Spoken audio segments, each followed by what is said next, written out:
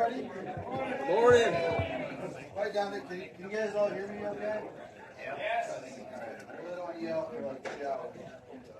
Cool. Well, good morning. Thanks for coming to Safety Day 2024.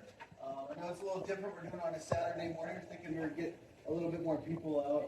So we're not so rushed. So some of the issues that we in the past that we're rushing through here. So it gives us a little bit more time to present and talk about safety.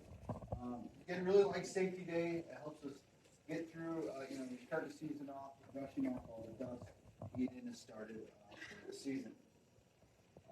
So just kind of like a Unabomber here with all these wires, but it's okay.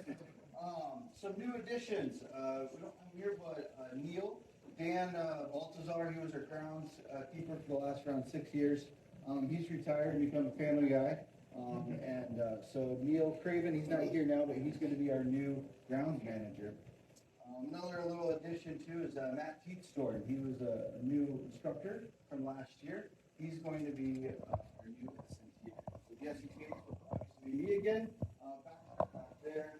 And then also Matt Teetstorm is going to be filling in that third assistant. So any questions you may have throughout the season, Matt's still not here. He doesn't like the cold. He's still down in Texas. You guys can give him credit. He's just here. He's got the mohawk. Yeah, mohawk. Not that kind of mohawk. Not a real mohawk. But it looks like that. Cool. So, kind of tell you today how the currency is going to work. We were never planning on Your Skydive with a little bit of a more experienced jumper to do the tip. Let's Get City is an extension of Sit Fly Sundays. Now they're going to be Saturdays and Sundays. So really, we have 100 jumps. Want to get into free flying? You need someone to jump with you. We'll have local boat organization coaches ready to help you start sit flying. Community cookouts we do at the end of every month, and that's a great opportunity to get in a campground just for you to bring food and get to meet and hang out with everybody in the community. Ecliptic Angle Camps will be back. Midwest Skydiving League will be back. USPA Courses is running 2 coach courses, the TI course and the ASFI course. So if you want to get into your readings, we'll have local boat organizers. CORE is running camps, Rhythm's running camps, Matrix is running camps, which if you don't know, CORE is our VFS team, Rhythm is our FS team, and Matrix is our MFS team. So depending whatever orientation you want to fly in, we have an option for you. Staff outing, we have June and August. There are canopy courses, both from USPAcourses.com and from Alter Ego. We'll be running canopy courses.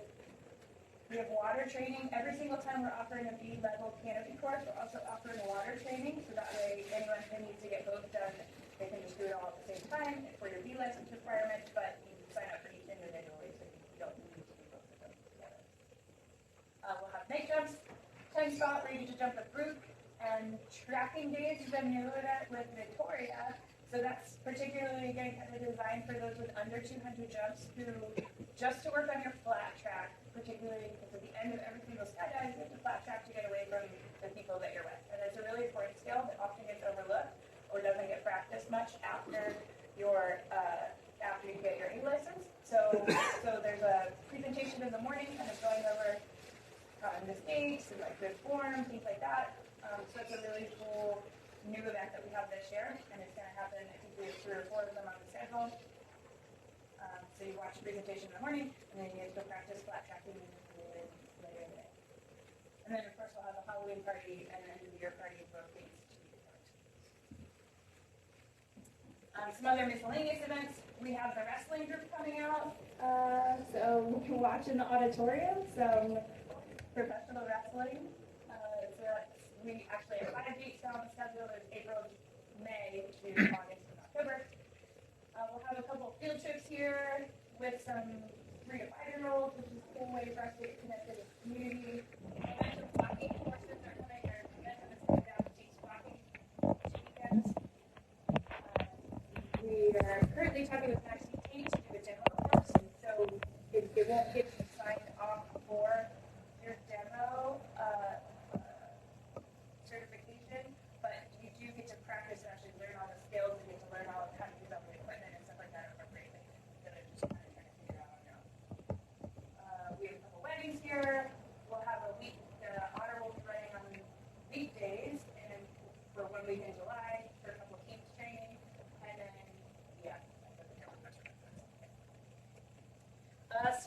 the important part, I don't expect all you guys to remember all that, is where to find information. So skydivechicago.com/events is going to be like your best place to find information.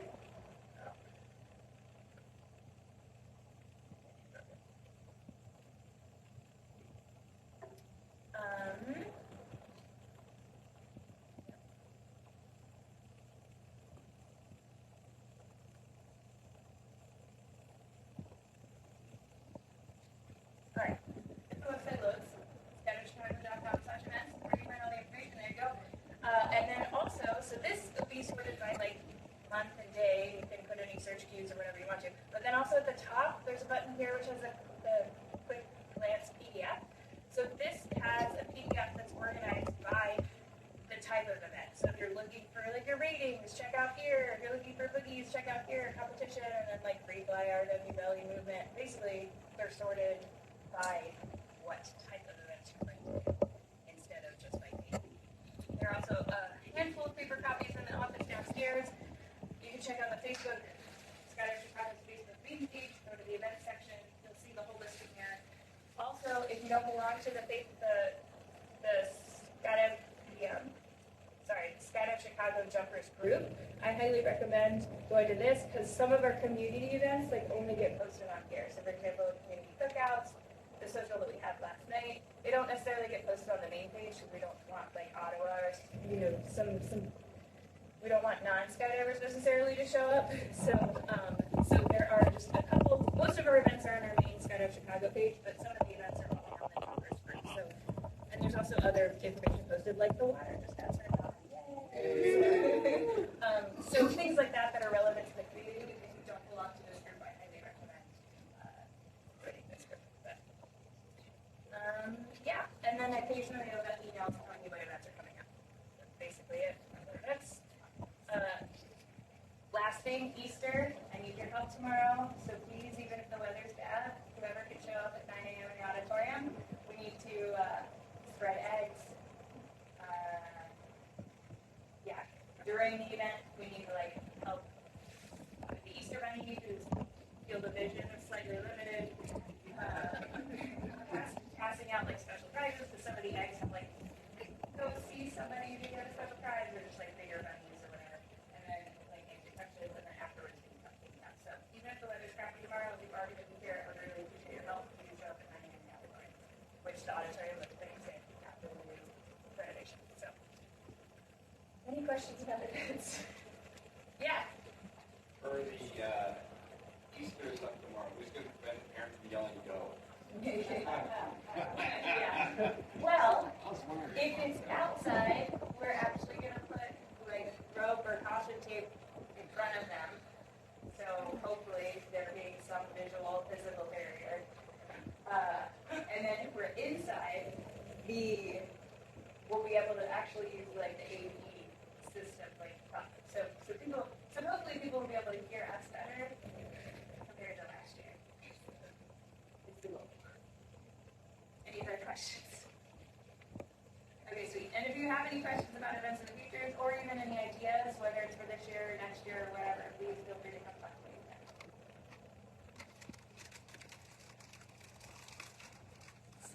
Right. So Oh wait, sorry. One more thing.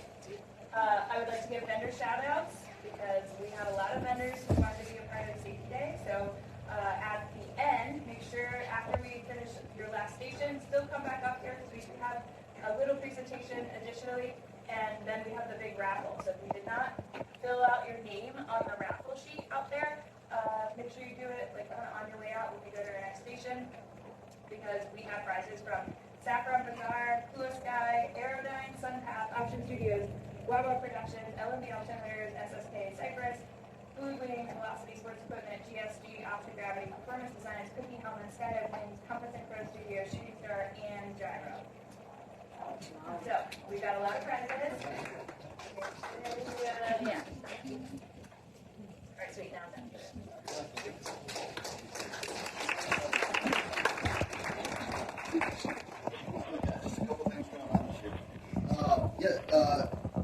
Issues that you have to talk about too. How many of you guys went on through the east side? Did you guys see all? We're planning on getting it safety day, but the countertops didn't get in time, so the bathrooms over there are shut down temporarily. Hopefully we'll get everything in the next week or two and we can open all that up. So yeah, the bathrooms on the east side are not operational at the moment, but it's worth it. Another new addition, if you guys, how many of you guys had Saffron Bazaar's food last night? Yeah. I'm really excited they're going to be with us this year. They also have a place in town, so it's cool. If it's weather here and you want to go on town and go to their restaurants too, you got two places. So we're excited to have them here. So I'm going to get started with the fatality report. For this is the 2023.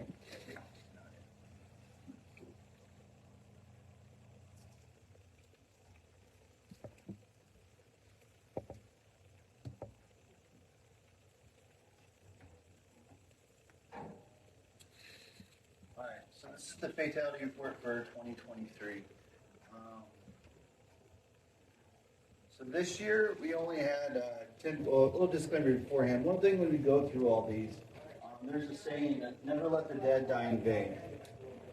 So again, we're not here to call out anybody or anything, but we want to learn from their mistakes. So hopefully we don't make the same mistakes over and over again. This year, or in 2023, there was only 10 fatalities. So about, I think it was 2020, we only had 10 fatalities. It was our record low. I remember thinking, and never said it out loud, or at least not to the public, like, man, I hope this is going, but I think this is kind of a fluke. Because there was less skydiving and everything like that. And we did have a couple years where we went back to our normal numbers. But then 2023 happened and we're back down to 10. And again, I hope that gets to 0 someday, because that's the ultimate goal that we want to do. But it's a good feeling to know that we're heading in the right direction. That 2020 wasn't just a fluke, but what we're doing as a community, what the USPA is doing with different things, it's working. Safety Day is part of that.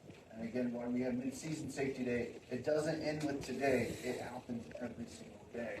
And again, our ultimate goal is to get to 0.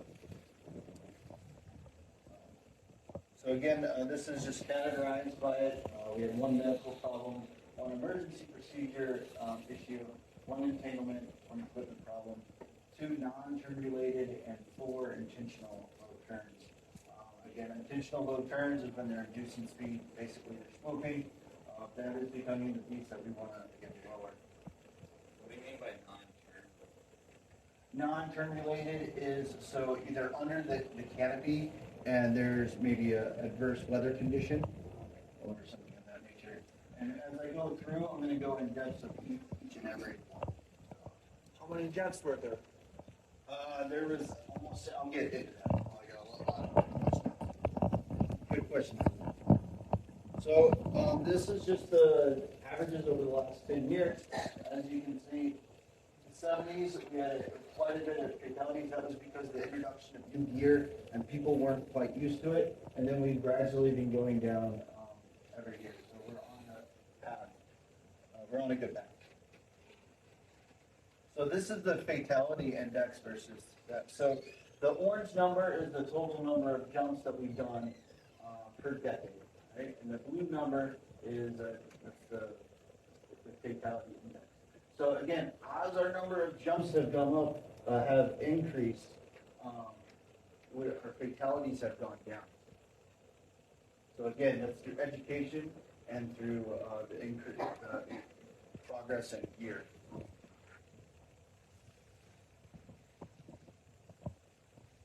This is just a comparing the types of fatalities that have been happening versus for last year versus the 20 years.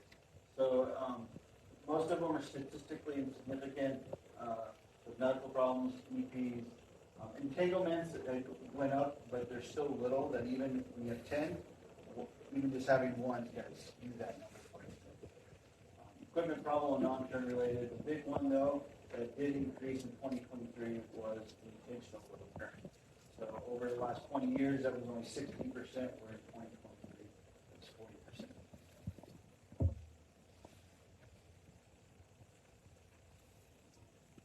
So this is by license.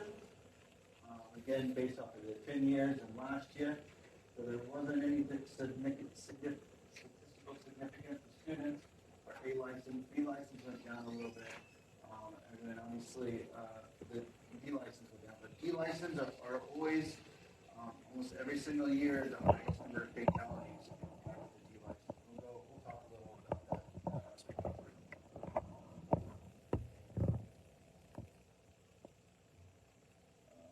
Again, they have gone down. The amount of new licensed jumpers that Tacoma has gone down over the last 10 years or so. But there's still the highest number of fatalities. It's just the fact that the total number has gone down.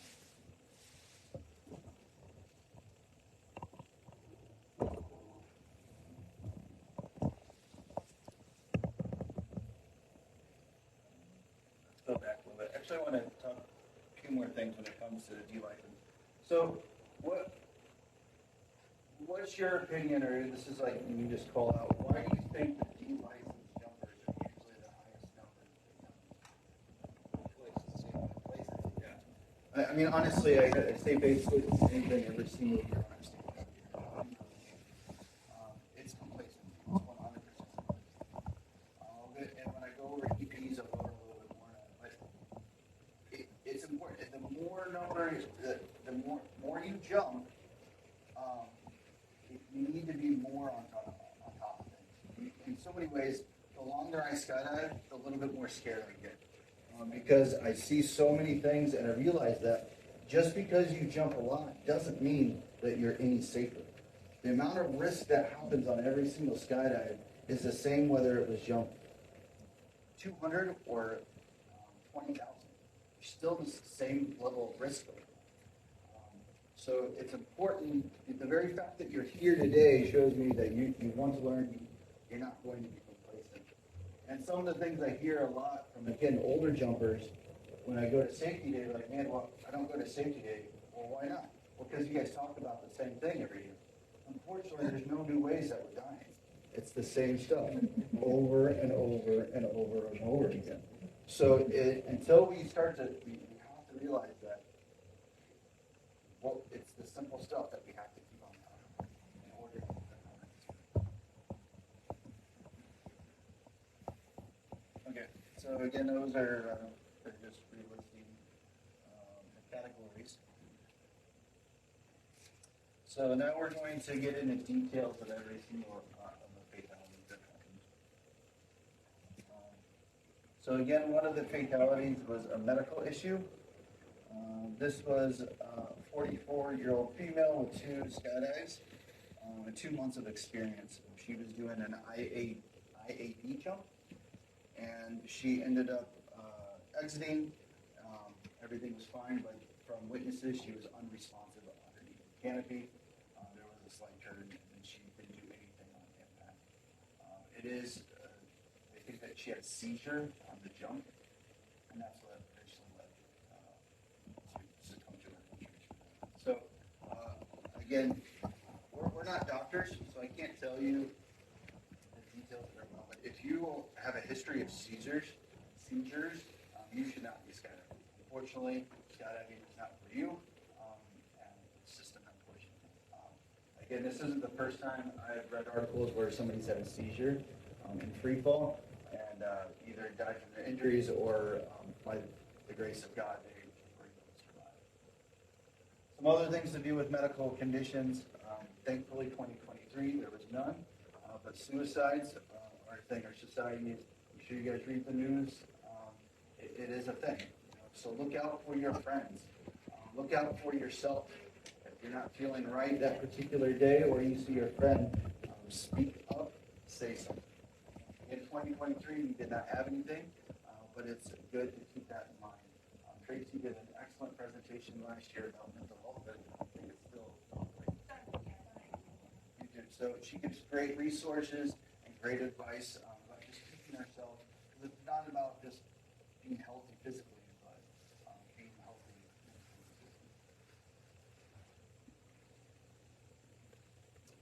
So we have one due to incorrect emergency procedures.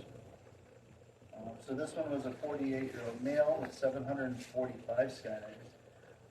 He was doing a wingsuit jump, and from witnesses said there was a couple different witness reports. The general idea was he got into a spin, and that's correct.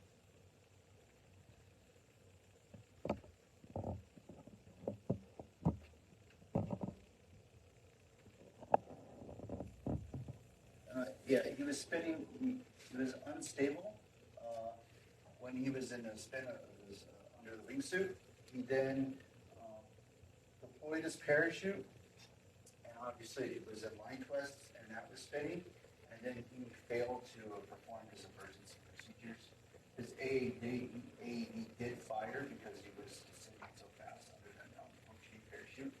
Unfortunately, they entangled and then he succumbed. So basically, this obviously will go over emergency procedures, whether or not he was conscious or not, to be able to perform his emergency procedures. We really don't know. But if you are wingsuiting, or if you're under a malfunctioning parachute, and you're spinning rapidly, you only have a few seconds to survive before most blood all goes to your feet and to your brain, and you're not thinking properly to perform your emergency procedures. So again, be on top of that, perform your emergency procedures quickly, and then if you are wingsuiting, be aware of that flat spin scenario that you can be in. So this was an entanglement, not with the jumper themselves. It was a 31-year-old male with 800 jumps. He was actually jumping a 96 square foot cross brace canopy. Upon opening, he broke some lines, which then put him in a spin. He performed his emergency procedures, and he did have an RSL, and with that, it got entangled. When he cut away, he was not in an arched position, he was in a fetal position, and the bridle wrapped around his leg, and everything got entangled. So, out of the almost 15 years or so that I've been giving this presentation, I've always harped on RSL and MARS. And I don't want anyone to take from this particular situation that it was an RSL or MAR that led to succumb to this injury. Out of the stats here, since 1999, there has been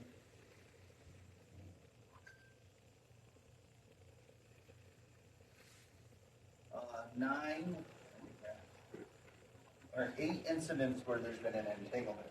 Out of those 8, 6 did not have an RSL or MAR. So the 3 that got entangled did have an RSL or MAR. Two of those were students, so they were extremely unstable. So this is the first time out of so many Skyhook or MAR activations where it could be a potentially where if they didn't have it, they could have gotten stable and not done it. But it also reinforces the fact, and I'll talk about this in my presentation, that when you cut away, you still have to arch. Right? So I have a malfunction, I'm going to arch, cut away, and still be in that arch. That's going to reduce the chances of getting your reserve entangled. So please don't take away that it was the RSL or MAR. They have saved so many lives. The reason why our numbers are so low is because RSL MARs are now common. Most people have those. They've greatly reduced the amount of fatalities that we've had in the year. So equipment problem. This is one, a 69-year-old male with about 5,000 jumps, 24 years to jump, and 24 years to sport. He exited, and then he flew away from the drop zone for a little bit, and then it did a 90-degree hard turn that was too low and it impacted the ground. Upon investigating it, they realized that he had basically a toggle lock. So he reached up, grabbed his toggle, and it went through pull through, which mounted up his steering line. So they think that had an issue of why he made the decision to make a hard turn with them. We need to keep when they reviewed a lot of his videos, they realized that he would do all of his housekeeping stuff and do his removable slider, and then right before landed, or 1,500 feet, that's when he would pull his brakes down and land. We all know that that's part of your controllability check is to pull those toggles down and make sure everything's functioning. So whether you have a long spot or anything like that, you immediately have to pull your toggles down, make sure you have a fully functional canopy, and then go on that. I'll go more in depth with that with my presentation, but it's important to get all your housekeeping done, all of your decision out.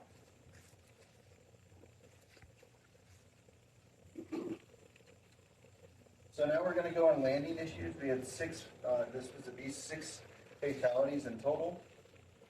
20% of them were landing problem. 40% were intentional, and then we had 0 that were unintentional returns. Going into details. As you can see over the years, there's been a steady increase, and that mainly has to do with the fact of schooling. So the good thing is that unintentional low returns. So this is when somebody's I'm just using examples. They're coming back from a long spot. They weren't paying attention to their altitude. They try to get into the wind. That would be considered unintentional low return for that. And this year we had 0.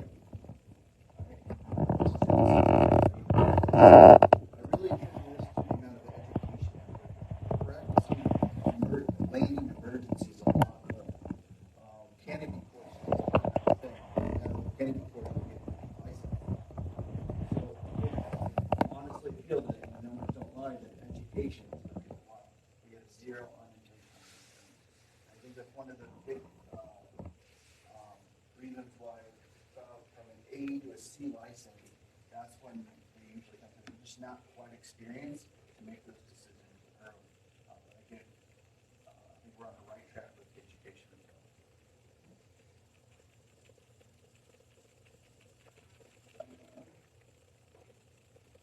So these are non-turn related incidents.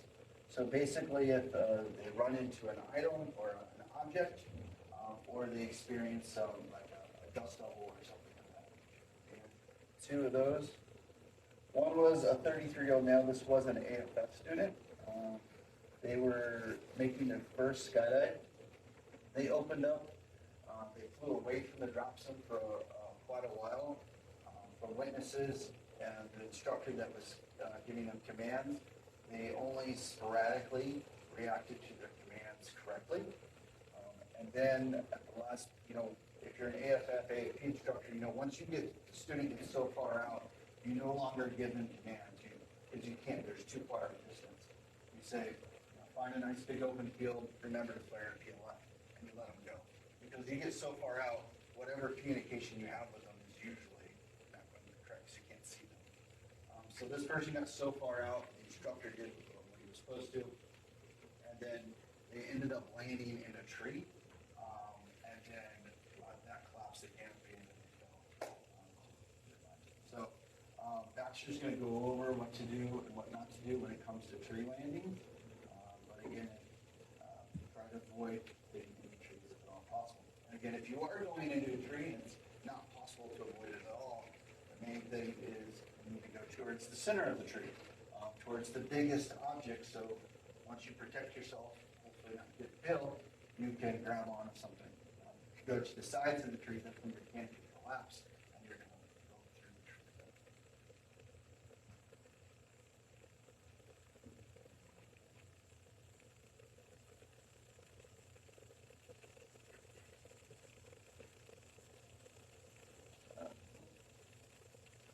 All right, this one was a 36-year-old male, only about 200 skydives with 150 square foot semi-elliptical parachute. They were doing really aggressive rear riser turns. As we know, rear risers are good to use, but they're not a toggle, okay? You can't hold them down. So apparently this person was jumping at a new drop zone, but they had a history of doing very aggressive rear riser turns. and it real low to the ground. He did a real riser turn, very aggressive low to the ground, which induced him into line twists. And then obviously he used the low to get out of the emergency procedure. So just know, one thing, we shouldn't be doing any aggressive turns below 2,000 feet in. You can induce yourself in a line twist. You can even induce yourself in line twist by doing aggressive turns with your toggles. So you should all be aware of the capabilities of our canopy. And again, you'll do that in like a canopy course or something like that. But again, with those rear riser turns, you're yanking it down really hard. You're pulling a lot of canopy down.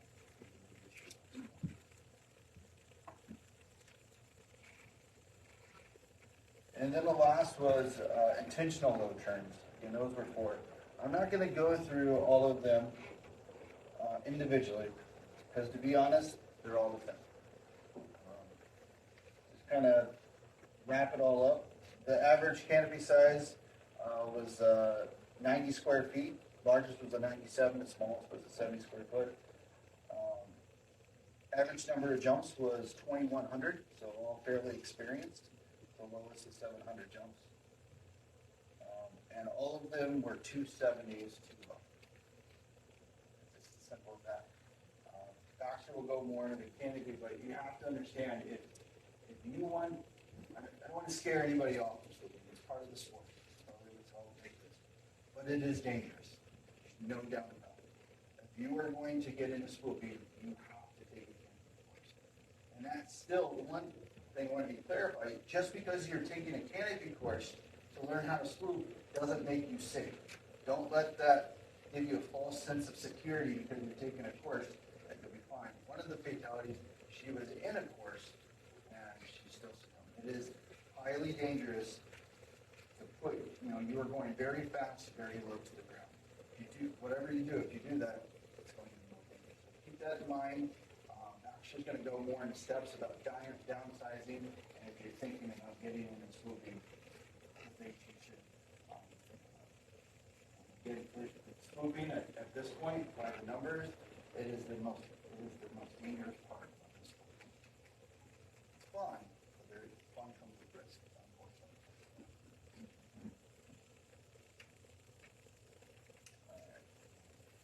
So to kind of bring it on that, the fatality index. And the 60s, it was 1 fatality every 9,000 skydives, which is a ton. To put it in perspective, we do anywhere from, it varies depending on the amount of events that we do, but 50 to 60,000 skydives a year here at Skydive. I would hate to be alive in 60s where 6 people are dying or there's a fatality once every 9,000 skydives. But again, we progress now with the fatality every 370,000. We have made a tremendous amount of progress in the last 60 years in the sport. Again, a lot of that has to do with equipment, and I took a UPT course quite a while ago, Bill Booth, and he basically came to the conclusion that I have made almost the perfect rig. I can't do much more to make it safe. The only way we can make things safer is through education. One thing UPTs did, they're focusing on education more than innovation to make it good. Rigs and gear are pretty safe if it's maintained properly and you have the knowledge of how it works. They're pretty safe rigs. It's our own head that's killing us. So again, that's why everybody that here has that mentality. They want to learn more. They want to learn from those mistakes. So hopefully be able to do those mistakes. And finally, so for 2023, it's 0.27 fatalities per 100,000 jumps. Like I said before, 1 fatality. This is the new record low. We've never had a fatality index this low. Michael, again, like I said at the beginning of this, when we were pretty low like this a couple of years ago, I thought it was a fluke. It's obviously not a fluke. We do have the power to make this number lower. We have the power to make this number 0. And it's not just about us making decisions for ourselves, but also helping our friends out and being part of it. We have that culture of safety. I think here at Skydive Chicago, we're one of the best. we can always improve and be better. Yes, we have 3 people that are titled with SMTAs, but we are all SMTAs. We are all looking out for each other. We all have the power to say something, and we all have the power to make a difference. So that includes the fatality report. I don't know if you want to clap. It's kind of so what we're going to do now is we're going to break up into 3 sections. Then you have like David.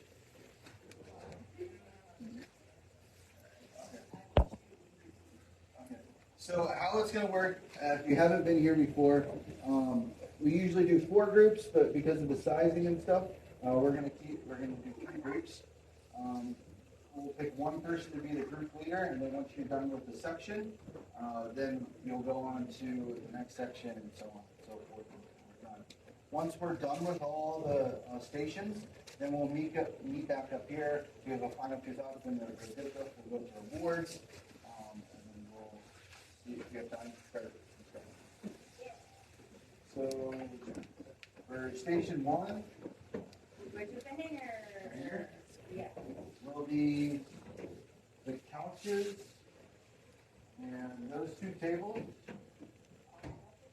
No, sorry. These 2 couches and those 2 tables. Yeah. And I'll take Brandon.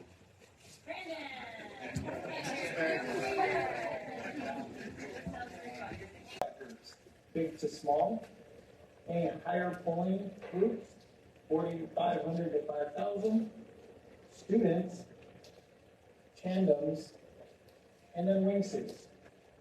This exit order is posted at the loading area throughout Skydive Chicago and can also be found on the Skydive Chicago easy briefing video available on our website. Loading procedures. So with that exit order, we'll load in reverse. It's 2 rows of 10, 2 in the back for the honors.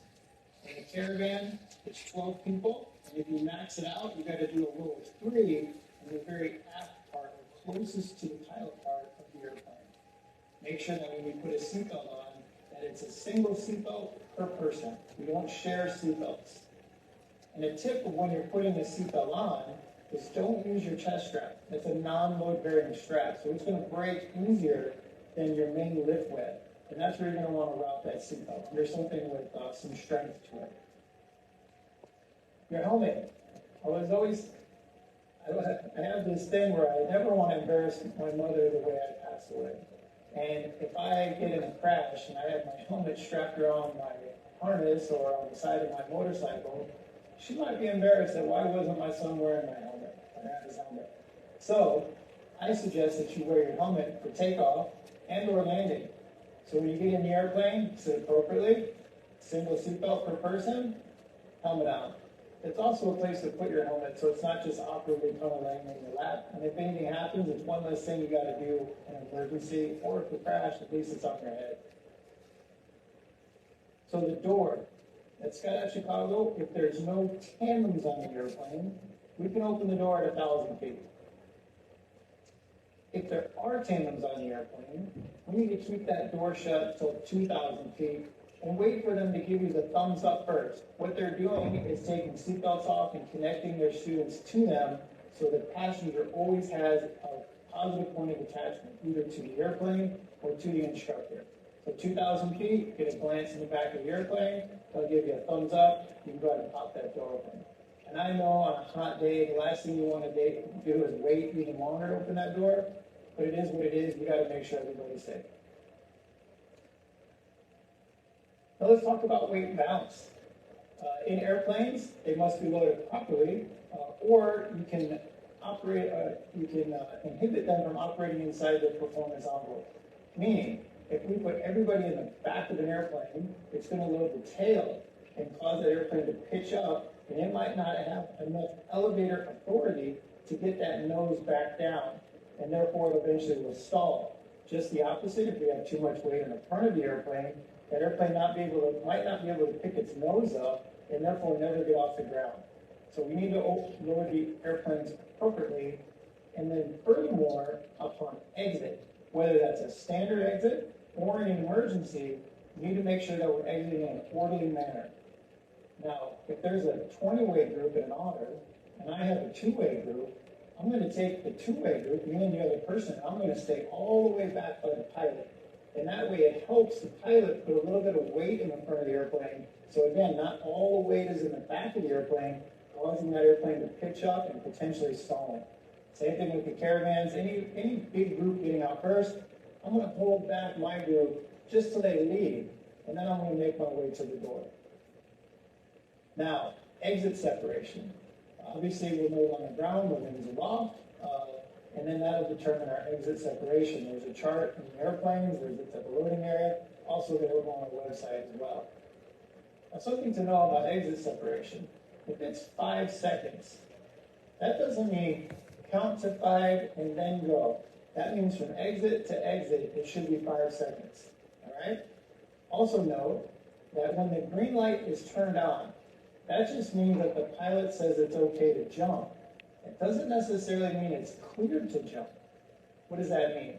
That means when the door comes open and the green light gets turned on, I'm going to look outside of that door, and I'm going to make sure there's A, no traffic, no airplanes in my vicinity. I'm going to make sure B, there's no clouds, because we can't jump through clouds. We have to be VFR. If there's either one of those two, I can ask for a go-around. Now, I will say that we limit go-arounds to 2, meaning we try on the first pass. If it's not there, we'll try again if it's not there, and then to conserve time and aircraft time, we're going to go ahead and descend the airplane because it's just not able to jump on that pass, on the second pass. So, red light is the door. Green light, the pilot says it's okay to jump. I'm going to ensure that it's clear to jump by looking out of the door, seeing for traffic, seeing for clouds. If it's good, and then I'm out the door. Now I need to do that check within my exit separation chart. Again, if it's 5 seconds, the first 2 seconds is me looking out of the door. It's clear. The next 3 seconds is me getting out of the door, getting prepped, and we're ready, set, go. Now, we want to be efficient. We want to be safe and safe. Spotting. So we use GPS here at Skydive Chicago. We also have the skydivechicago.com/info page that displays what the spot is, if there's a hook, and what the exit separation should be. You can get that on your mobile phone. It's also in the loading areas at Skydive Chicago. The spot sometimes will consist of a hook. Now what a hook is that if it gets really, really long in the spot, and there's, let's say, a lot of small groups, the airplane's going to start turning around and coming all the way back to the jump run on a 180-degree opposite heading. Now the pilots maintain a 0.4 offset from the original line to the secondary line, so that way we're not dropping on top of each other. And this is why the movement groups get out first, so they don't have a conflict on the hook.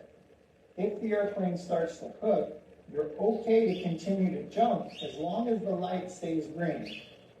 Remember, light's green, I'm still ensuring that it's clear to jump, just to ensure that the light's on. I clear it and I'm good to go.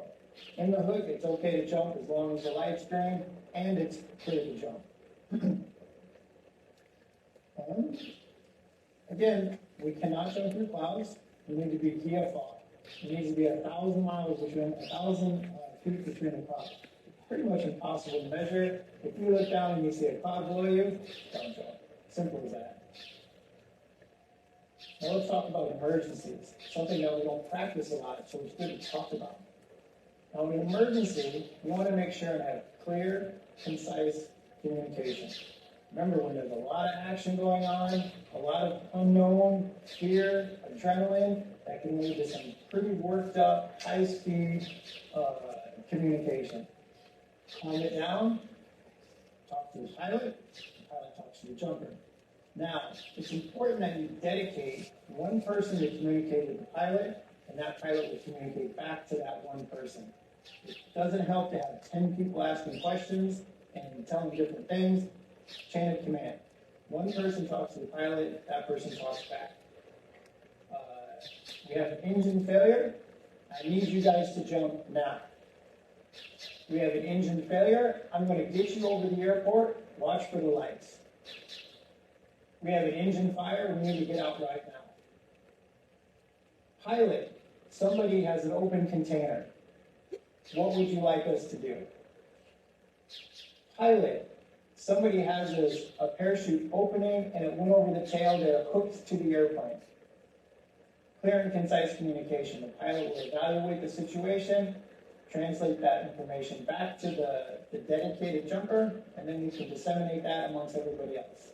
Now, important, if the pilot does ask you to jump, that doesn't mean you need to all do a 20-way out the door at the same time. We can still give a bit of separation, so that way we ensure that we don't tangle with each other as soon as we're out of the airplanes.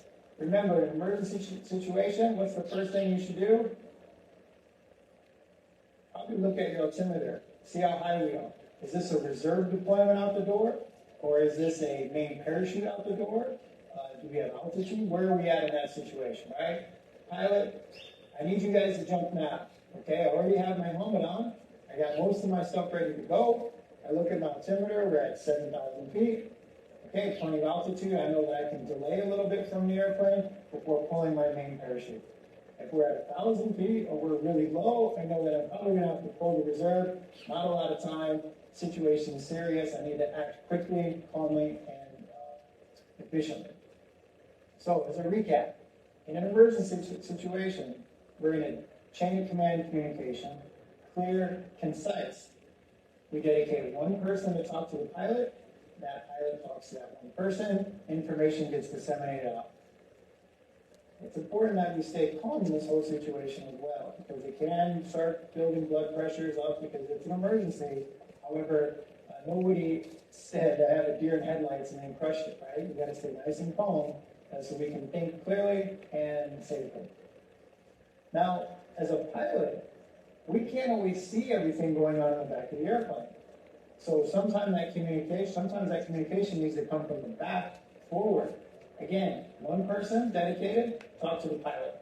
In the Twin Otters, it's best if it's not the person right behind the pilot, yet the person behind the co-pilot seat, because as a pilot, I can turn and look at that person, and they can look back at me, good communication, eye contact, I can see emotion that way.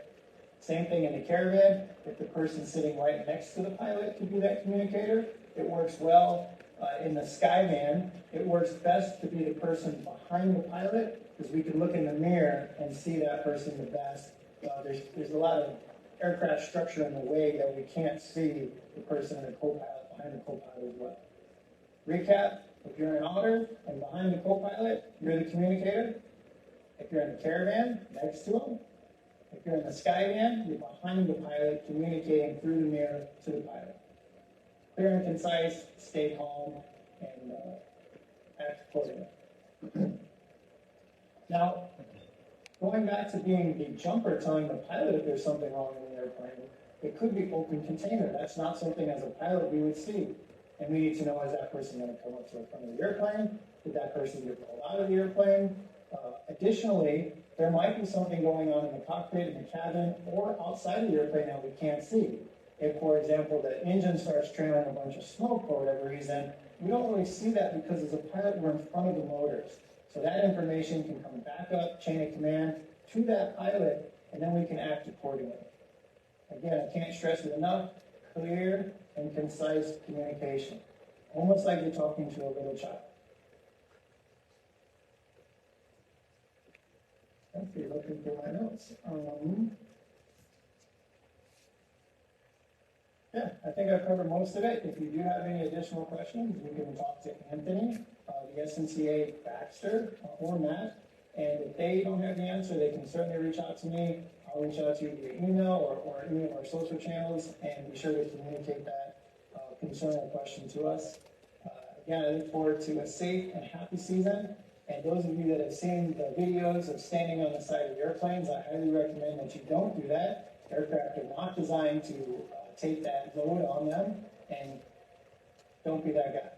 So, thank you for joining us. I look forward to a fantastic season. Again, I apologize for not being here in person, but I can't wait to jump with you guys.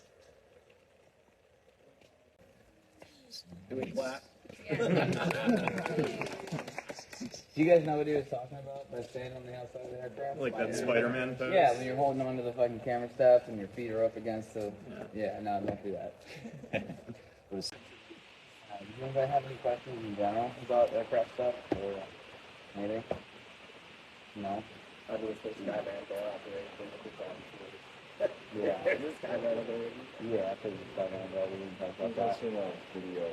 I got it on the website. Yeah, I'm pretty sure it's on our YouTube channel. We have a video cut out there describing it. Yeah, anytime you get near it, like you have the opportunity, if you've never done it, ask somebody to help you out with it. Cool. How long are these things? We still have like 10 minutes. Nice. Does anybody have anything?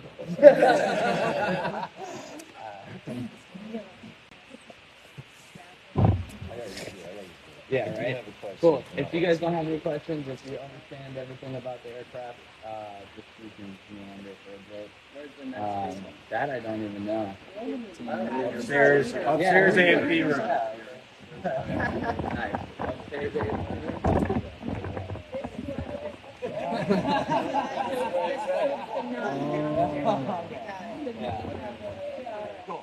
I was like, wait a minute, I don't think we have one there.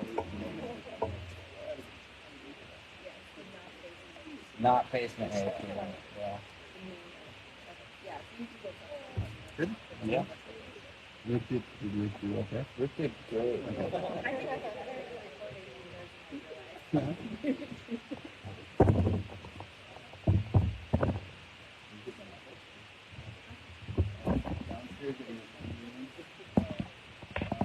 So the downstairs is the room facing the upstairs.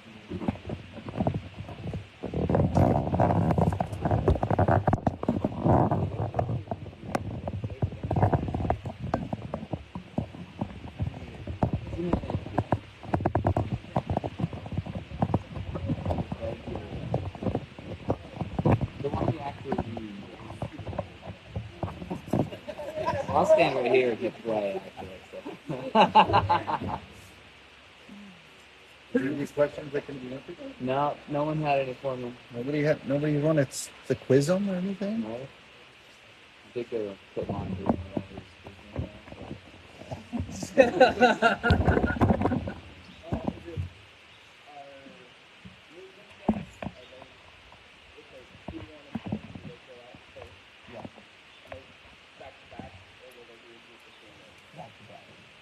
Now, there are at times that may be adjusted. Right? But one thing that we can talk about it, movement groups, they have to be fast. So you have to be signed off in order to be in movement. And if they're going to make adjustments like that, they're obviously going to clear with each other and clear with everybody else on the way. I trust mostly the ones that are leading those groups, and there are certain circumstances. But one thing, if you are standing between two movement groups and you feel uncomfortable, on me, unfortunately, I'm depending on the movement group, I just keep going. But most of the time, Most of the time. That gives the most amount of this, if this is jump on, the most amount of flavoring that we can get in with that. And to be honest, it gives them the most amount of room for air, is basically what you're looking for. Because where we have a lot of ninjas, if people can get lost on those movement points.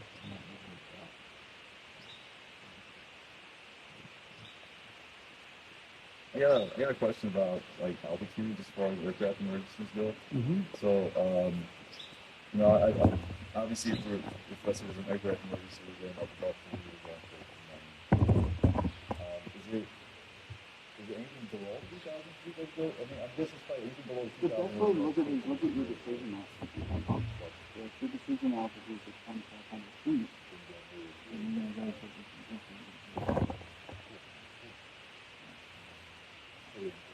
Just keep it simple. Whatever your decision altitude, if you're at that or lower, you're going to be easy.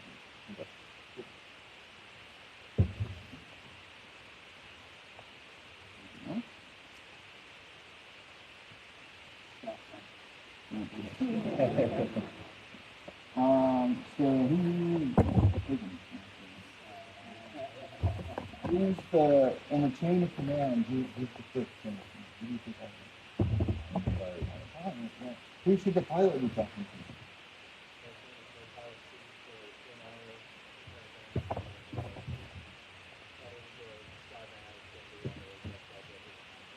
Yeah, the POC person content. Now, who is the third person that is to be another door? What's everybody else's doing? Stay quiet. Shut up, get your stuff ready. Also, too, create a visual path if you can for that POC and the door person. All right, create that path so they can see. Has anybody been in this emergency before?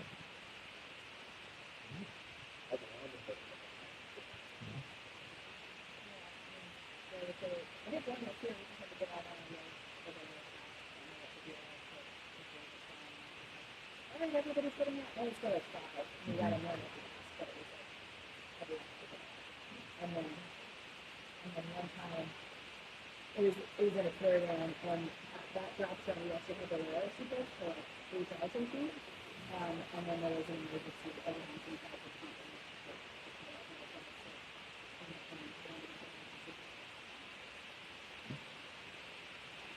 So, how many engines does it take from out of the phone? One, yeah. Even if it's a little nerve-wracking and scary once the engine goes down, but we got the pilots, they just have a few things that they'll do with. So, again, if the pilot isn't talking to you, it's okay. Like, you may not be okay, but when they just give it a second, their first priority is obviously the pilot. They usually are not willing to wait, so they mean that they just got to do a few things quickly. And then, we've had engines go out on ladder, and the pilot can just hold on a second, I'm going to get you closer to the platform, and everybody else.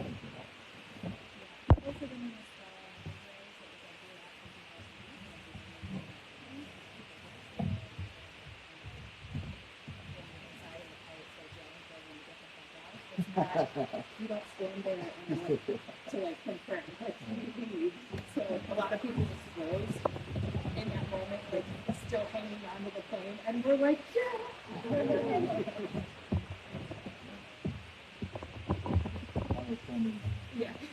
That's right.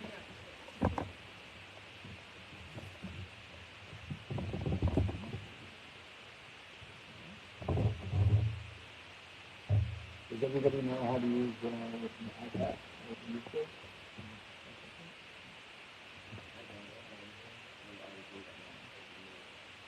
Yeah. I'm glad the name of it is so basically your iPad, in the back of all the phone, has a big, and it's got a big green number. And what that does is it measures the ground speed and tells you what your exit constitutes. And it gives like in time data. So you can always, just look at the screen. Now it may fluctuate too. So for instance, jump run may be one, but if you're on the hip, not all the time, but many times we end up hooking, it gets faster. So they hook you the ground speed when it increases, so that number is lower. And then when you're on the back side of the hook, it's going to be ballistic. In most cases, there are some instances where it might be different, but in most cases when you're on the back side of the hook, that number is going to go down as soon as you have to go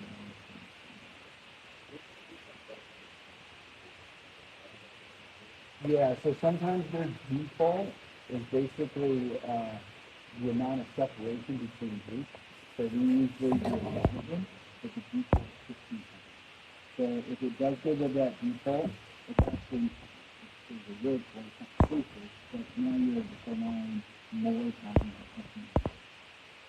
Usually what happens is I down like, why is there jump down getting so long and everything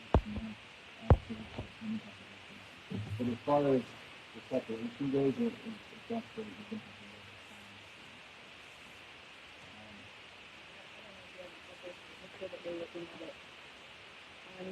After the pilot, you know, cut it. Otherwise, that number can change.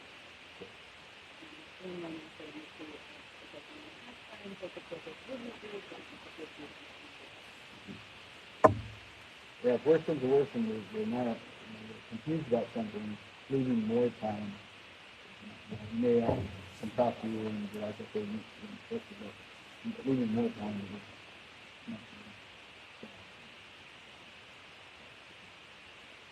How many total jumpers on out again? Is it 22, so it should be 11 on, well, 10 on each side and 2 in Yeah, the back. 10, 10, 2 and a half. Okay. I feel like a lot of times, like, we'll get on and it's just like a simple situation. It's like, oh, we're gonna sleep right. And then, you know, like, nobody, like, I never actually, nobody actually counts how many people are on each side of that. So. Well, yeah, but, you know. Well, not even just the weather, it's like people that are sitting in the aircraft, but we have more of that thing. They're like, hey, we only have 9 here. I really like that. I'm just talking about when they're sitting down and counting people in line. Yeah. Have too many in line. That's why I asked the question. Now I know it's going to be 10 and 10. It's going to be like, You can at least get the 10. Use that justice and count if you're missing a seat. You really want to know how many go in the caravan? it's like 6, no, it's not 6. Well, that's 12. Maybe? No. It's not half the number. It's going to be, so we got the pilot seat, it's one guy. And it's probably, they got the co-pilots 2, and I think on each side you have probably about, I want to say 5. So then probably about 12 to 13. So, this is kind of a trick question. So, we send it with 11 because it's more fuel efficient. But there's enough seat belts if that seat is turned around facing that way that we can fit 15.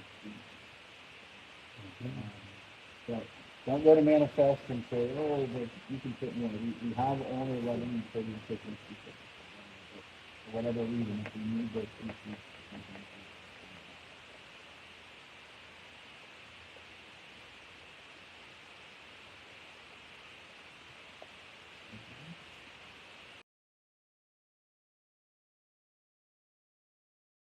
Hello everyone, welcome to the Skydive Chicago Skyvans. This video will help you make the most of your Skyvan experience. Alright, as you guys board the airplane, the benches may be in a stowed configuration as they are now. To get the bench down, simply lean against it, take the cable off of the hook, now take the bottom, pull it out, and then set the bench down. You can then grab your seatbelts and you'll put your seatbelt around your waist. Now to stow the benches, it's just the opposite. You're going to simply pick the bench up, lean against it, take that cable, put it back on the hook, and you're good to go. All right, if you're first aboard and sitting up by the pilot, some things you'll want to know about. First thing is, you'll probably want to sit here. And in fact, this is not a seat. The first seat starts one position back or right here. Please do not sit here for takeoff. Another thing people like to do is they like to sit over here once the seatbelts are taken off. If you want to move around, that's fine, but please don't sit here and go ahead and sit on the floor. The Skyvans are equipped with an electric door.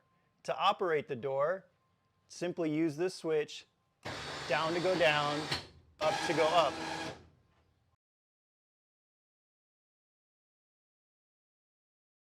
So it's important when operating the door that the door is either fully closed or fully open.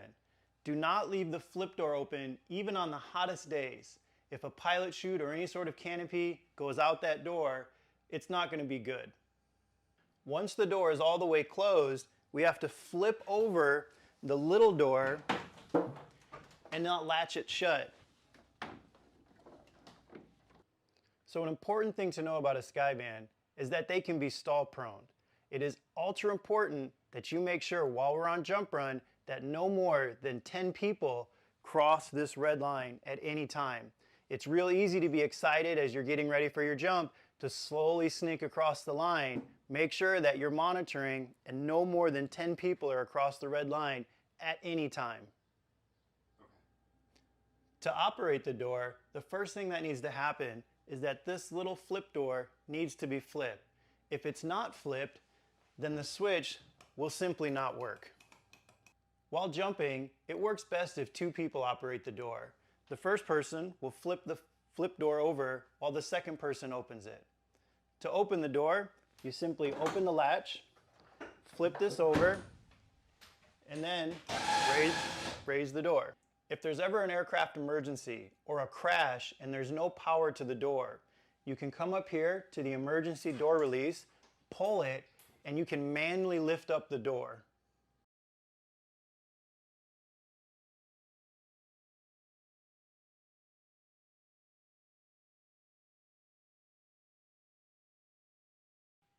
For exit, there's several ways you can do that. Some things you want to keep in mind: don't hang on to the door. There's a bar located right next to it that you can use for floating exits. There's also ropes located on either side that you can use for exit. If you want to hang from the basement or the step below, we do allow that. However, please keep it to a timely manner to not make your exit take 30 seconds. Finally, some things to know about as you leave the door. There's these door catches that you don't want to hit your elbows on.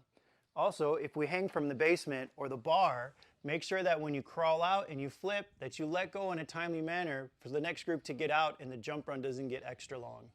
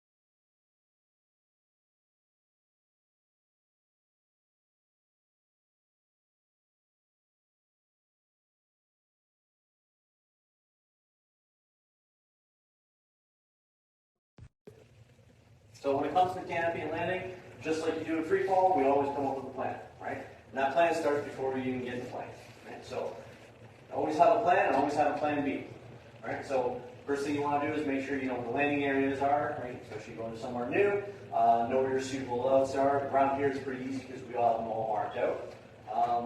Know the landing direction, right? We know the T works out there. We always want to land with the T. And then know the wind direction. Right? The wind direction and landing direction don't always coincide. Right? There'll be some days it's better to land a little crosswind because it gives us much more room for landing instead of landing into the wind. Right? The landing pattern. Right? We all know it's a left-hand pattern here at SDC. However, does that mean you can't do a right-hand pattern?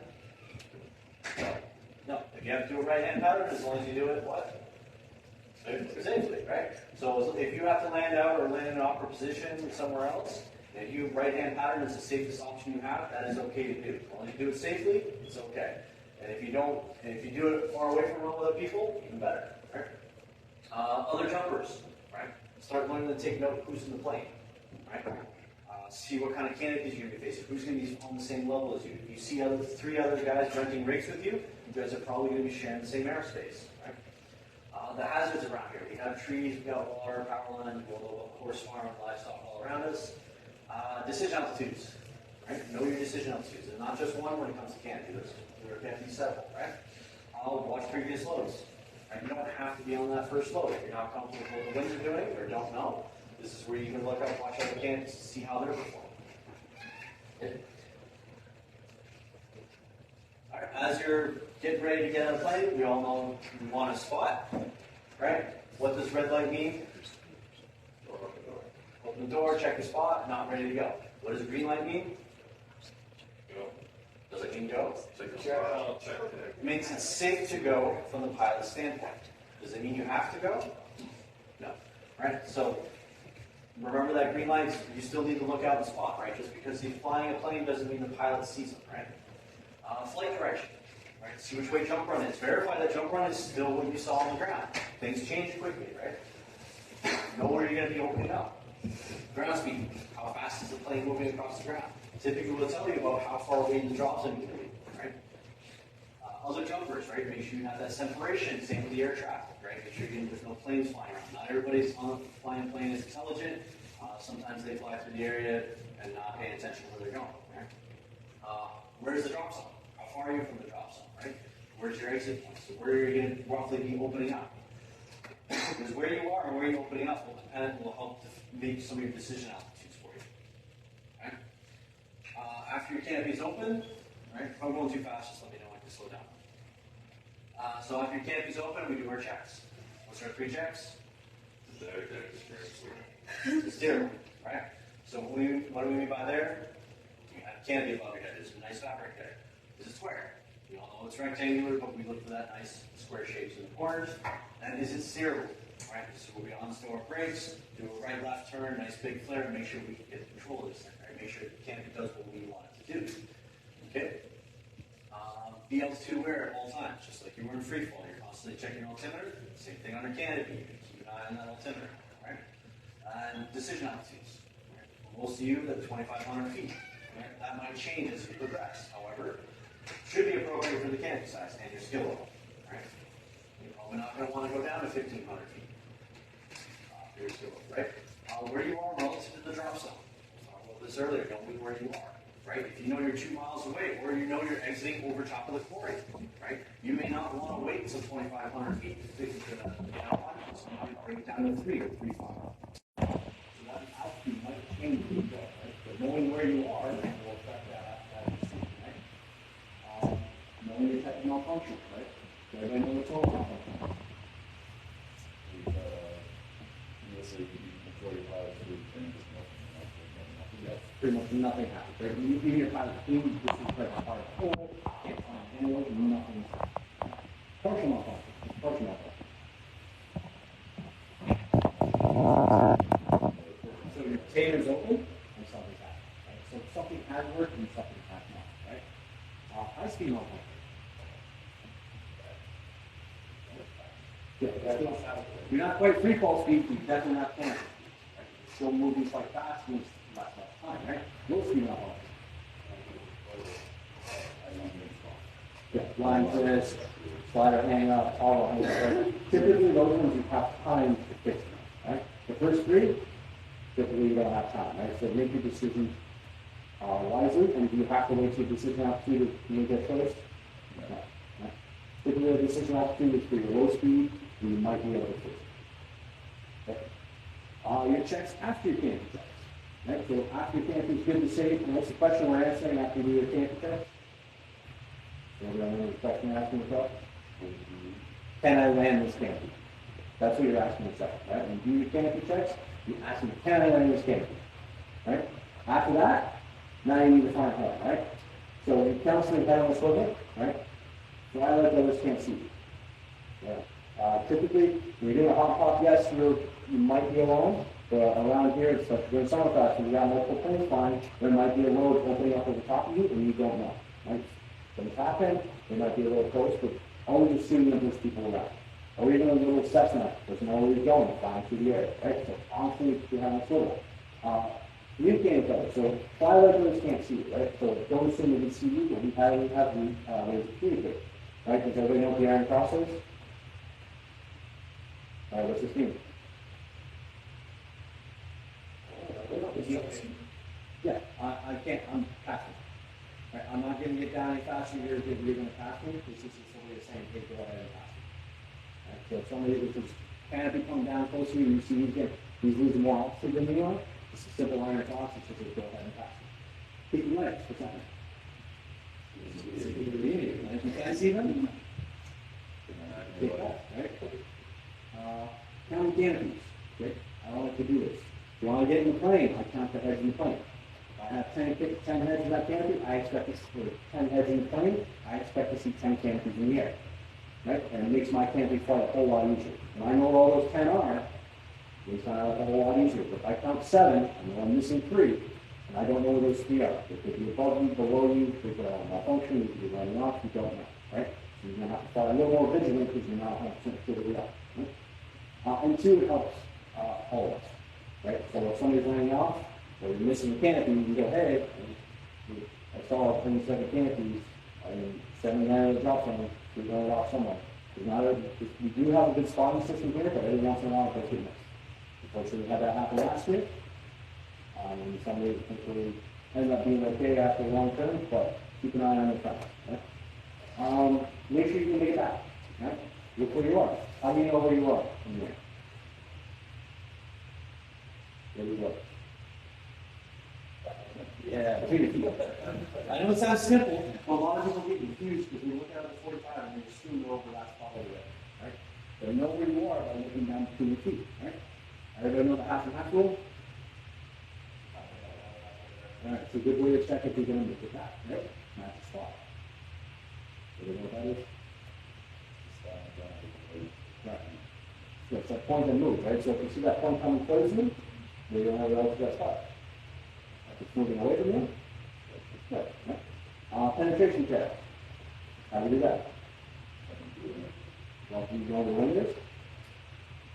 Not quite yet. This is why you do the penetration test, right? We verify where the winds are coming from, right? So face one way, watch the ground speed, turn around, watch the ground speed, right? See how it changes, right? Watch others during flight, right? There's going to be people landing before you. See how they're flying, right? You'll probably notice that at 1,000 feet, the winds change direction. What's happened? Right? So you know what the winds are doing, right? And watching other people land is a good way to do that. Okay? And then, again, now housekeeping, right? There's a lot of stuff to do before you even get to the housekeeping stuff, right? So we talked about altitude permits. Right? So if you're in a long spot, you open lower, have a snivel or something like that, you might not have time to stop and slide and do all the stuff you normally do, right? Turn yourself towards the drop zone, right? Be careful with this one, right? You always want to fly back home, but don't always do it right. Right? You want to know what jump lane is. If you turn off jump lane, what can happen? Fly into the next group, right? So you might have to turn now and use the jump line, right? Fly away from that. Especially when you have a jump line where we're exiting a mile prior to the jump. Everybody wants to try to make it back and rush back. Turn yourself off the line of flight. Watch that next group open, right? Once you see the next group open, then you can start heading back to the drop, right? Visor and goggles, right? Know how to open your visor, especially on days like today where it's a little chilly. Things can't be opened, it might fall right up, right? So knowing how to remove the visor, open the visor real quick, especially if you wear gloves, right? Practice on the ground before you go, opening the visor up with the gloves on, right? You can remove your gloves out. You can, I'm sure it's going to do stuff in the jumpsuit. Some people don't like wearing gloves at all. Right? Props your slider. Right? For most of you guys, slider doesn't do a whole lot of performance at that point. It just makes a bunch of noise. So if you prop your slider, cool. If you forget, no big deal. Or if you don't have time, don't worry about it. Unstow your brakes. Right? By your decision officer. Or usually about the fatality guy where it's still the last moment to unstow his brakes. Then he finds out there's a malfunction by one too late. Right, but you want to unstow those brakes, do your full flight test, right? By your decision officer. By your decision officer, what do you decide? Yeah, land this, right? You need your toggles to be able to land it. Right? So you need to unstow the brakes by your decision officer. RDS, if you guys have understood that, tucking all that stuff away. Chest strap, right? Also go with the candy part, but again, it's not a necessary thing. All you would be reducing off. Leg straps, right? Reducing those up. How do we loosen up the leg straps? Are we actually loosening them up? You know how to start that? How do you do that? I like the Captain Morgan. Everybody knows Captain Morgan is, right? Lift the one leg up, put the thumb on your knee, and just slide it under the knee to keep it off that area. Right? So you can do it. However, when you start doing that, what's going to happen? You can't do it. A little bit of turning. So now you might keep turning a little bit as you do this to make sure you put your wrist space. This is altitude, right? So when it comes to getting flight, there's a few of them, right? You have already peaks, right? And that might change from jump to jump. And what I mean by that is, if you get out one day, you're jumping right over top of the drop zone, you probably have your normal altitude. However, if you get out the next jump and you're over top of the quarry, you may not want to wait to that altitude. You might want to bump it up to 3 feet off, depending on the situation, right? Your landing area. Have an altitude to know I can't make it back. but know when your cutoff is to get your factors off them, or you're going to find another area. I'm fine. Right? Know when you're going to stop your turn and just in the wind. Whether you're in the wind or you're downwind, whatever it is, know when you're on fine. Whether you're looking to or not to. Right? At a certain point, you're going to stop your turn. Okay. On the flight back, again, always maintain up to the awareness. Even if you're not even doing back, constantly be looking on the ground. Right? Look for those safe landings. Right? We all know most of them are here, but they do change throughout the season. But when it comes to corn, there might be construction in some spots now, right? Depending on where the situation is going. So constantly looking for alternatives. So that one day you actually need it, you don't have to think about it. You already know it's there. Right? Especially when you're on the new job center. Somebody points it out here, you might point out one spot here, when you land, oh, you see another spot that you would point. Modify your timing accordingly, right? For high winds, low winds. Right? For high winds, stay further upwind a little bit. Right? You can try and make a tighter pattern, you probably have to show the cross. When you have low winds, you're probably going to make a little bit of a pattern, right? Or a little bit of a bigger pattern. Flying and use your brakes, right? Trying to up and down one, right? To help make it back. However, just remember, you can use your brakes still for a little while. You need to have one still by the 6 months, right? These two, I think a lot of people skip over, is verify the landing direction. Okay? You all go up with the plane, realize you're going to land one way, but that could change. Right? Same the wind direction, it's like change. So as you're on the way back, verify what the wind is doing. Verify the landing, right? So things will change. Right? On the way there, when you're in the holding area, you've got plenty of time, and you're safe to do so, you can practice the drills. And I mean, just like you're doing free fall, you should try to learn something new every time. Oh, wait, I'm sorry. Right? In this case, like stay alive, practice fire. Right? So practice the realize the turn, practice the break turns. Does everybody know how to do all 3 break turns? Does everybody know there are 3 ways to do break turns? Right? So the simplest one is just go down about 4 breaks, and go in the direction you want to go. That's one way. Another way, go down and let up on the opposite direction. This one's good for when you're deep in brakes and you need to make that turn, and it's easier to go off a little bit than to get back. The other method is just go right into it. Right? So it depends on the situation, what's going on, but there are a few different ways to do it. So practice those 2 ways. And I'm using different situations. Half brake flares. Everybody know what half brake flare is? If they're going to come down, maybe flare too high. Right? Know how much more input you're going to need, or how much faster you need to flare to get more out of the back. Right? Reverse turns, and that's performance turns. So you know what this is? So the hard turn right, right up, hard turn left, and vice versa. See how you can't react. Right? Low turn recovery. Right? You probably see a lot of sweepers who want to do this, but it doesn't mean you shouldn't want to do it. Right? With your situation, you're coming into lane, somebody cuts you off, and you have to do a hard turn, and knowing how to match your hands and finish that flare helps you take your right hand. Right? And there are more drills than this. Right? If you need more drills you want to ask, you got coaches and all that you can ask.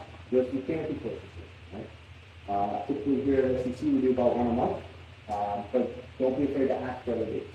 If you get enough people asking for another date, we may try to get another course together. Right? So you never know. So if you guys, if 10 of you guys want to do a course on a random Wednesday, you might be able to do it. Right? So don't be afraid to ask. Right? Available to all skill levels, no matter what your skill level is, there's probably a fancy course out there for you. Right? And I recommend that everybody should be taking a course at some point in skydiving. Right? Even after 10 years, 20 years of skydiving, there's probably something new that we don't know. Right? And it should be a constant learning.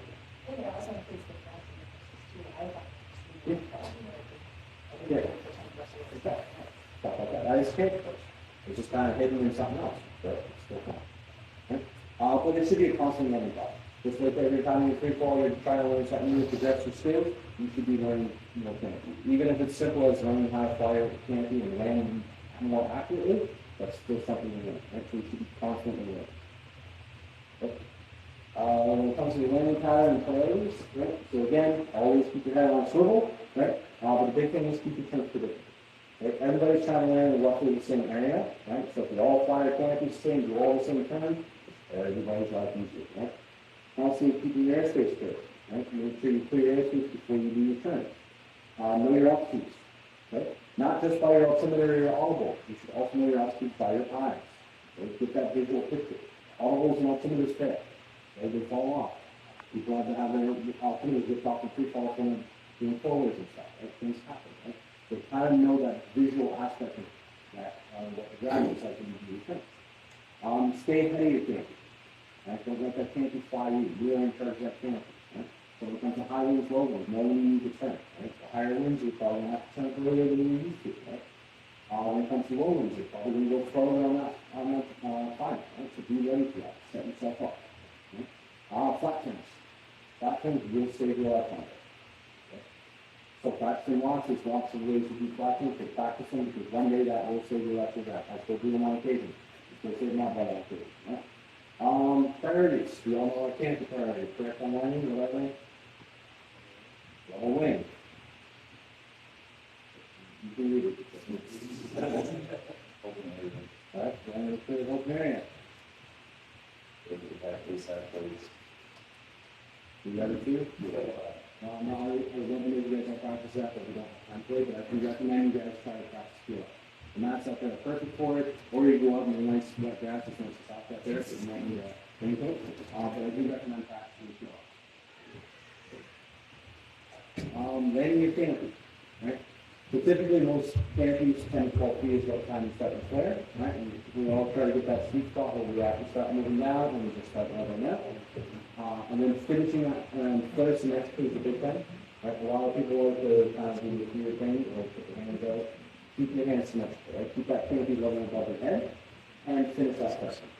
So a lot of people go, depending on the high winds, they kind of get lazy about it, but remember to keep that flare and finish it, right? That, and then finish the flare also means another stall point. The stall point in every canopy will be a little bit different. Right? Some canopies will stall at the shoulders, some canopies will never stall, right?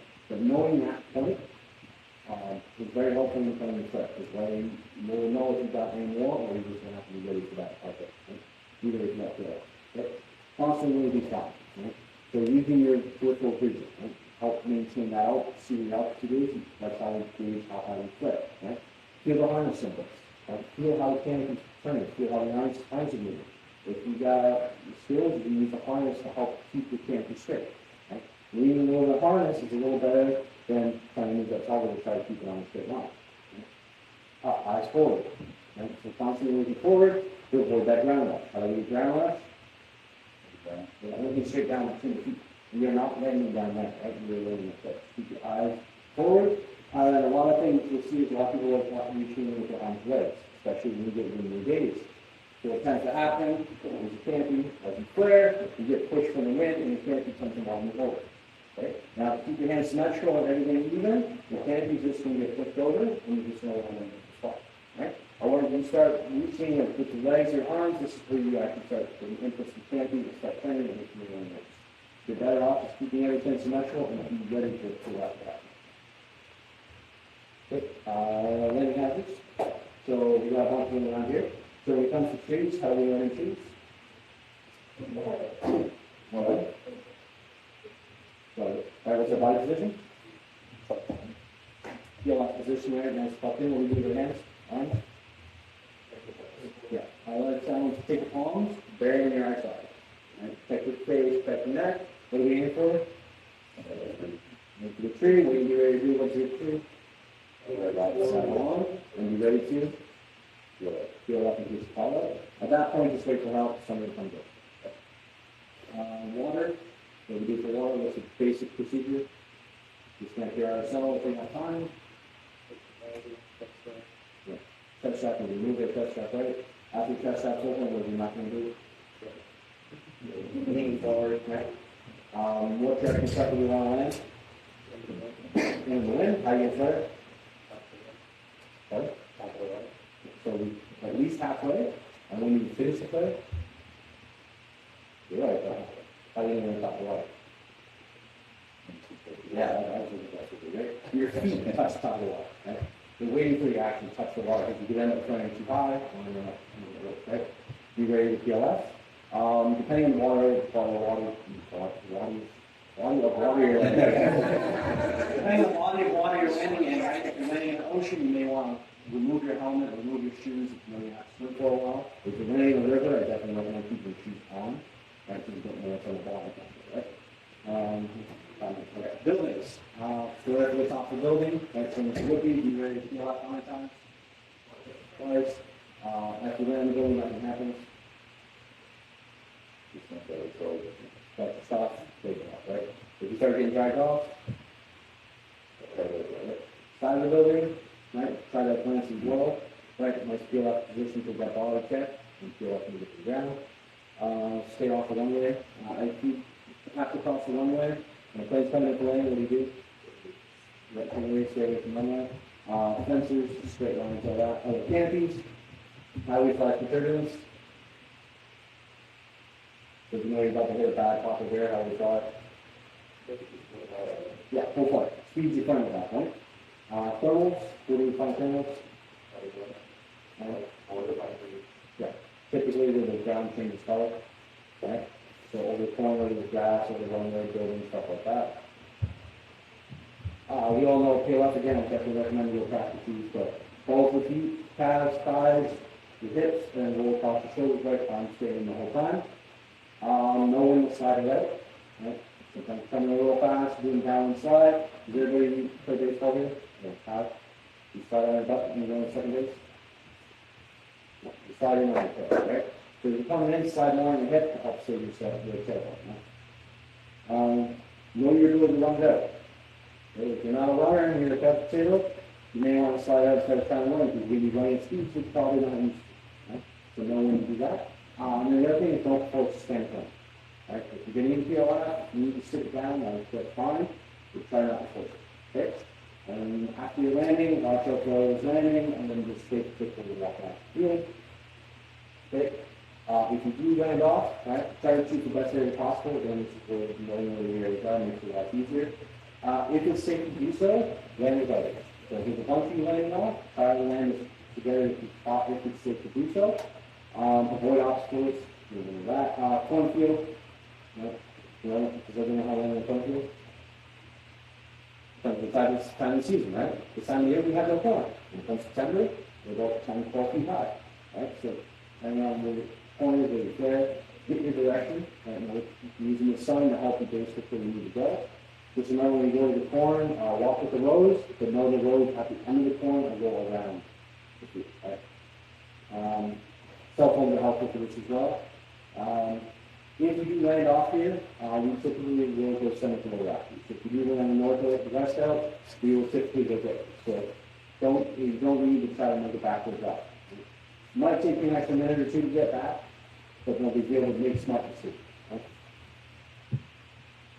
So if you do land off somewhere far, this way we have our cell phones on us, contact with you by verbal or calling. Get to the main road, right? Just so you know about the routes of what to do to get there. That's the proper etiquette. So we have good relations with our neighbors here, and we like to keep it that way. So if you not speak polite, some neighbors might get a little upset, that's okay.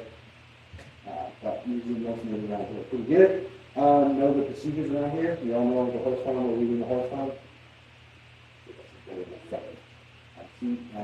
Wait for the sun to come ready, right? When you come back to the drop zone, big thing. Check out the manifest. Not with rope, not with anything, not with me. Manifest. Okay, we go to manifest when somebody lands off. So if you come to check in, we had 2 people last year, we were searching them for hours and they were just sitting in the hangar, sit back. Right, because we checked in with rope, they was on the check out. Right? So if you do land off, please come and check in the manifest. Okay? If you have the opportunity, walk other people land off. Right? Get an idea of where they are. Same with the canopies. If you watch people chop, so if you can do it safely, watch where that lands and report it when you get back. But don't do it at such a point that makes it you in a dangerous position. Just do what you can. Right? Any emergencies, we have a cell phone with you again. If it is an emergency, guys, leg bone sticking out of his leg, just call 911. Don't worry about calling the drop zone. Just stand there. If you are okay, you're having rough landing, sometimes it happens, stand up. If you will need help, just stay up. That's your signal to say, hey, I need to pull you out.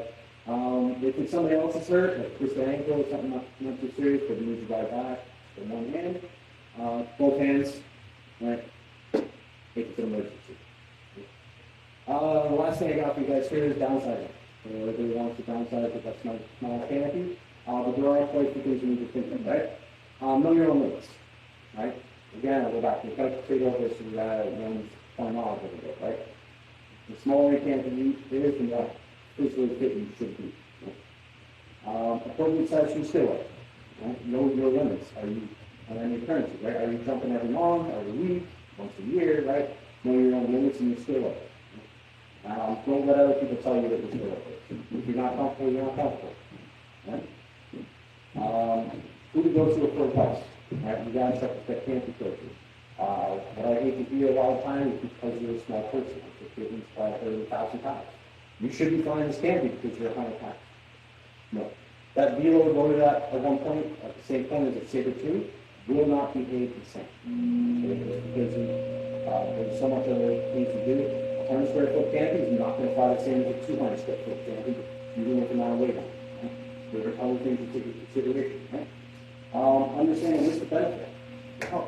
Right? Just know, as you get small canopies, the risk of getting hurt increases. Right? So if you get hurt, you have somebody to take care of you. You still work. Right? You have insurance, all that stuff. When it comes to travel insurance, we all heard about happening down in Puerto Rico. Right? $100 for the sake of a massive head. Right? That $100 you may not use it for 20 years, who cares? You use it once, it'll cover a lifetime. Right? So, insurance is important, know all that stuff. Know your family. You have dependents. Are you dependent? Right? Do you have family you able to take care of? Right? Can they afford you to be fit? Right? Again, your scale, right? USDA has a downsizing check. Again, this is not going to be all of it. There are other factors you get. One of the last things we should be thinking about is the relay. Right? That's the last factor. That's the first one. A lot of people skip right to that. I think that's the first thing we should think of. Right? Where it should be the last thing. Because there's so many other factors that go into picking it. And again, don't be in a rush. Right? There's no need to rush. It's okay not to have sleep on the couch. I don't sleep. I have my little mind, and I'm happy with that. Right? Well, it's my limits. Other than that, any more questions? All right, so a couple final things. Just remember, you are in charge of that camp. Whatever that camp does, where it goes, that is your responsibility to plan it, right? To constantly be proactive when you're flying, and be actively flying the whole time, right? And then we avoid dangerous situations by planning out. This is where the planning is going to be. The more you have planned ahead of time, the easier your life will be, right? And I like what people saying, a good pilot knows how to swoop, a great pilot knows when to bail. Right? Everybody can swoop once, right? But it may not be the day of the last time. Good? Otherwise, any questions? Good. You guys good life.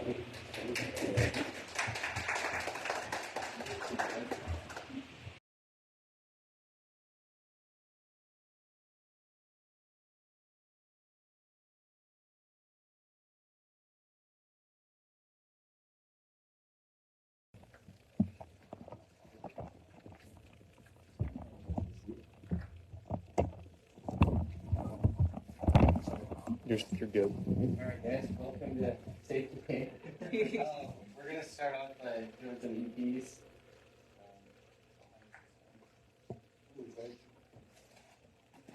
All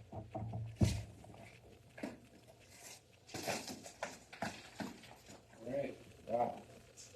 That's better.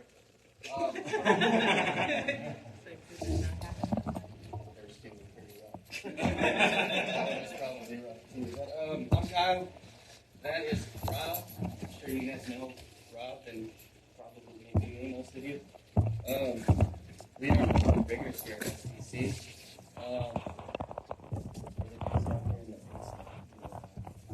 Rigger stuff. Packing reserves, repairing parachutes. So,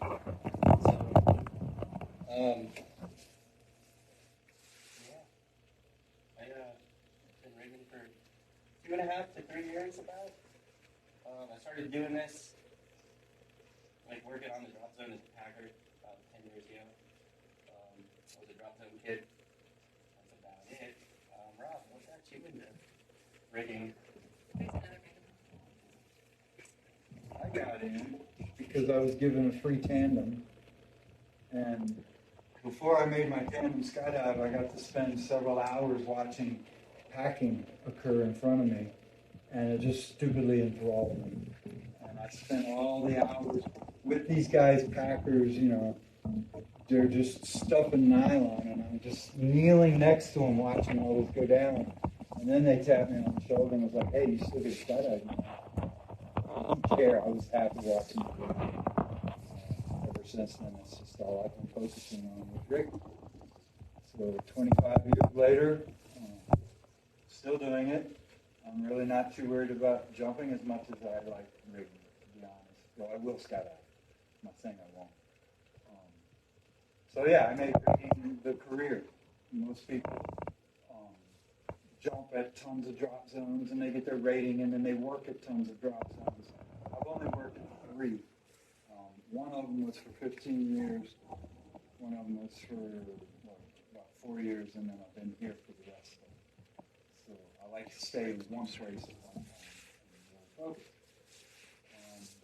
So today we're going to talk about a couple of things that are safety related. First thing I want to discuss is lines.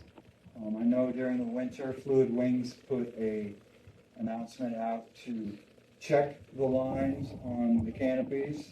Well, we should be doing that anyway, guys. This is something we do all the time. They were particularly focusing on their smaller line, which was like a 400, something like that. I believe it's a Vectran. But they were seeing quite a lot of wear. In my mind, in theory, those are on smaller canopies with heavier wing loadings.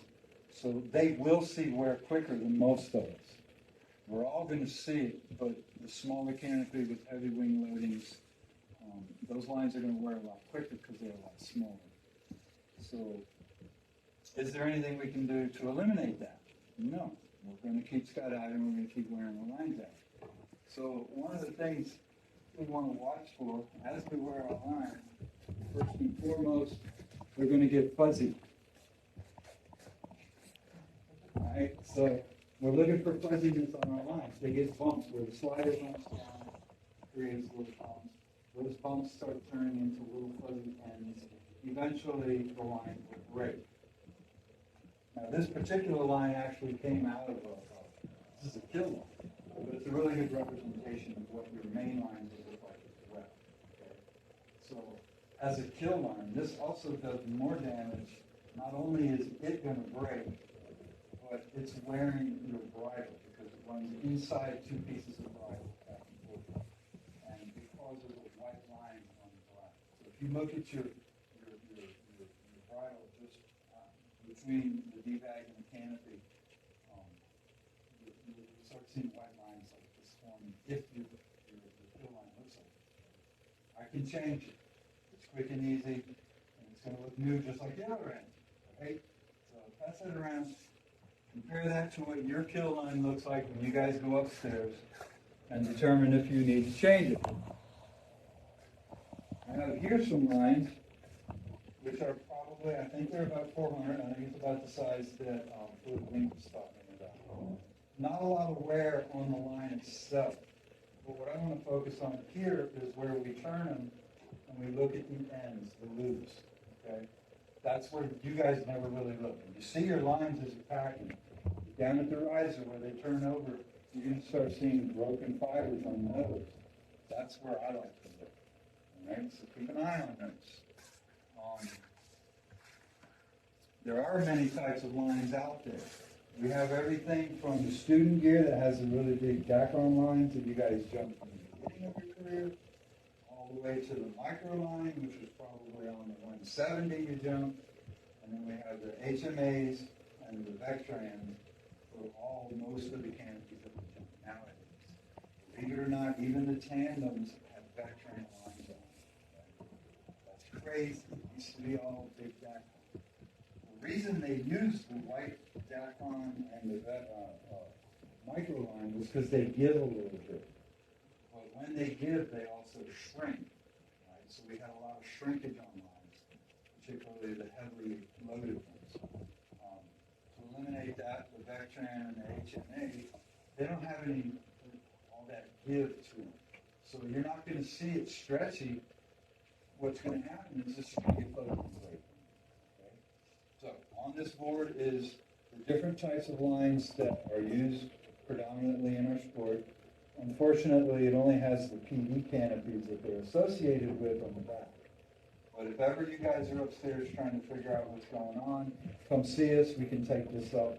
We can say, this is what you have, or this is what you have. And we can the argument, right? So anytime you're in question of what lines have, come see us. Say again? Oh, I want you guys to sketch it. Yes.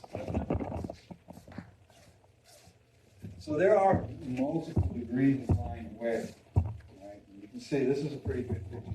Some of it. This one here, they're saying needs replaced. This is somewhere. And then this is fairly new. Every one of these, you can see they change from first amount of wear gives you about 16% loss, then you're down to 30 to 40% loss, and then you're down to 50% loss. I don't like to see the 50% loss. I want to catch them, preferably when they're in their first stages. Okay. The biggest thing is, it's expensive. Lines are lines, they cost money. You got to replace them, you got to buy them. That's why we're in the sport, we're here to spend money. Okay. Don't be afraid to change mine. I changed mine long before they ever needed it, just because I'm a rigger. And it's free for me to change them, I can do it. But I want you guys to have the best lines possible on your campers. So when we look at them, I'm going to tell you we need to change. Please don't argue, just accept it. All right, so lines, they wear. So does your webbing. Webbing on your can or your container is wear as well. So there's different types of wear. There's wear from rubbing, and then there's wear from getting nicked or cut or damaged, right? The rubbing wear are washing grease. But if something is broken, with broken fibers, I'm going to be pretty adamant that we need to repair it. Okay? I don't want to see you guys get hurt. I actually have a rig I grounded because the webbing was ripping. There are degrees of wear. Some people let the buckle set in place and they never loosen their leg straps and they never see that it's wearing in that one spot, right? So you should loosen the leg strap and look at it. Otherwise you get something like that. This here is wear along the edges from hardware that has some roughness on it. I can fix that too. We can take some of the rough off the hardware. Again, where things ride too long in one place, it will break through it. We've got to catch it long before that. If it ever looks like this, you're done. I'm not letting this down. Okay? So, anytime you guys want, you can come through, look through all of these. I have this down here. It says look, right? That's for you guys to look into. So what does rotten hardware and breaking stuff actually look like? First off, I'm going to send this piece of hardware. You can see the damage on it. This was a leg strap, and the hardware did set in place for quite a long time and created a lot of damage on it. Besides your webbing on your harness, we also have risers. I have several. They don't look bad at all on some of these, but it's stuff I won't let go. That's why I'm showing them to you now. First one is on this brake keeper, right? Just a little bit of wear right here on the side was enough. Because if this breaks during deployment, you're going to have one brake in and one brake out, and you start spinning. So we want to check on our risers where we set the brakes out. Is the pocket that we stow in, is this solid? Is the ring solid? On the edge, remember I talked about edges breaking. This one is a serious one. This is where the lines were just wrapping around the side to go into the keeper, and over time, it just broke that edge up really good.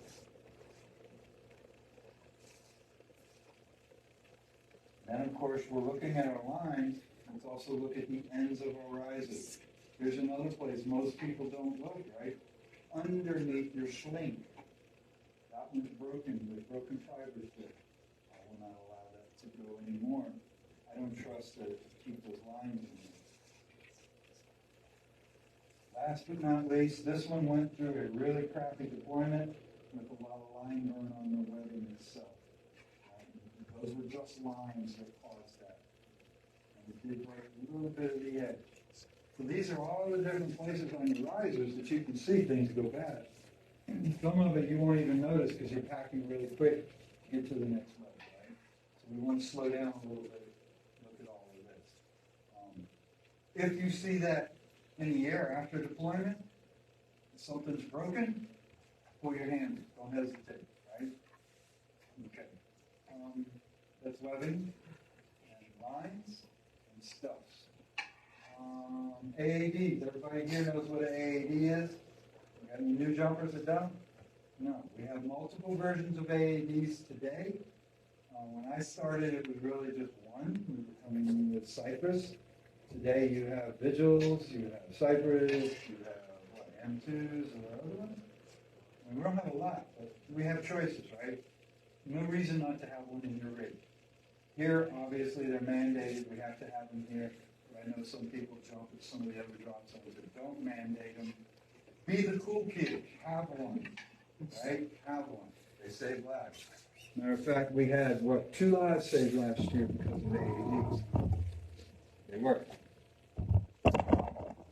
The only other thing I have left is to go over Mars. Everybody know what a MARD is? Does everybody not know what a MARD is? Okay, perfect. MARD is a main assisted reserve deployment. MARD, right? Basically, it's an RSL with stuff added to it. So most of the time, we have this little guy connected to our risers, right? Either here or here. And when our main leaves, when we cut away, it starts an extraction process. First thing that happens is the 3 rings release and it starts leaving.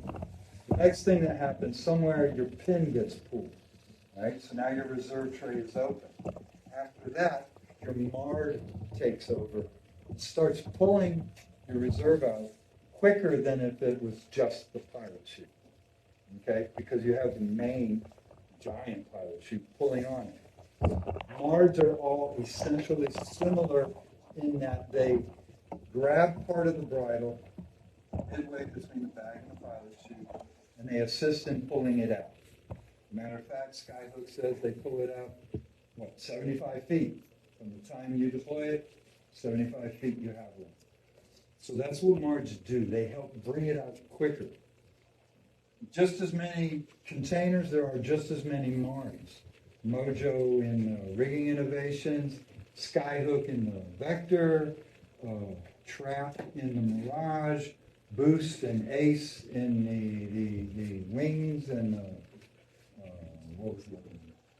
Glides. But they're all similar. The only difference, the Trap is not solidly engaged. Everybody else has pieces that are engaged and they have to let go of each other if you do just the reserve. The Trap is never engaged. It's actually kind of quiet, just laying there, waiting to be sucked up into a little ring. Okay? Point is, it works. I've seen it. I know they work. Do not skip out on this. It's like buying a car without an airbag, right? You want the airbag because it's safer. You never see this until you need it. Now it's safe. So MARDs are a good thing. Any question on MARDs? And when we're done, feel free. We want you to come up and see these so we can really talk about them. Okay? That's all I got. Anybody got any questions? What else for me? You guys, for being here today. Any questions? Nothing? You guys know it all? Cool. That's all I got.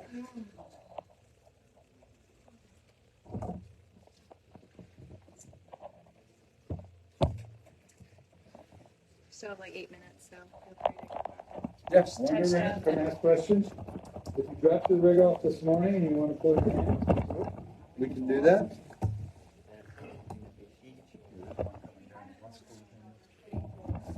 Oh, really? Yeah. Yeah. See how I do it. Cool. No one have to hang out. I love it. I get to work out the bus and work it.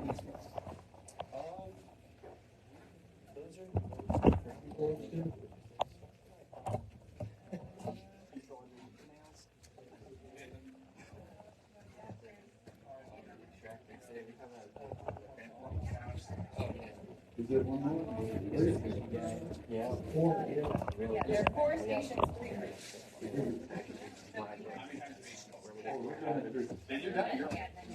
Whoa, I get to go skydive now. Oh.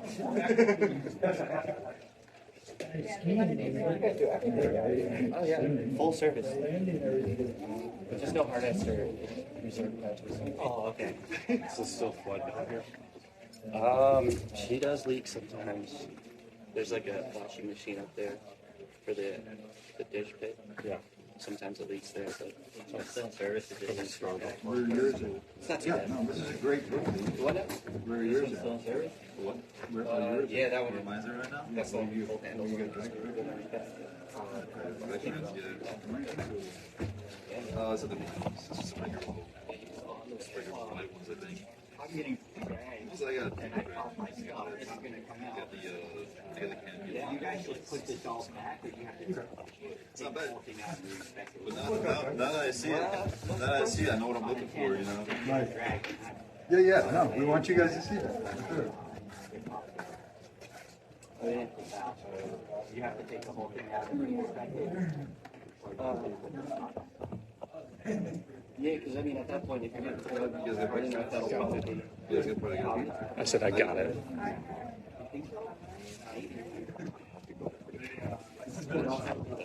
Yeah. Yeah.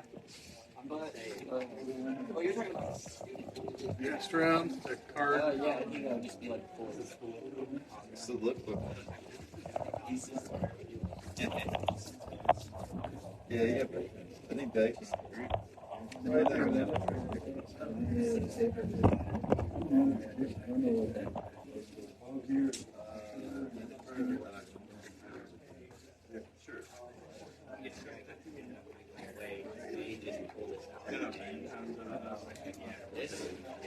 This should already be able to show. Yeah, that would be a throw. Yeah, I think it's okay on mine.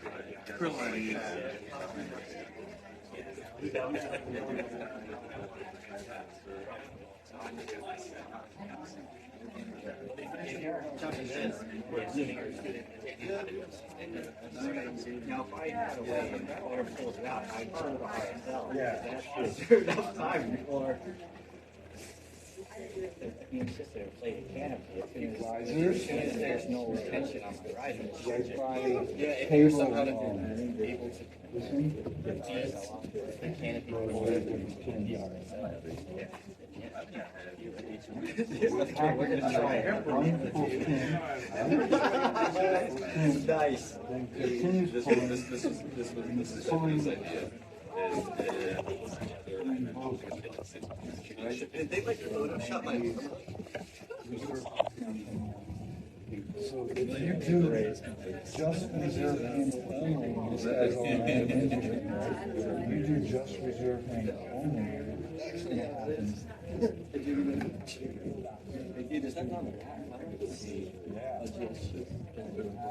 That's worrisome, dude, because This is why I'm not a big fan of the style, but we want some. But if I do, So I don't like a lot of mounting parts. This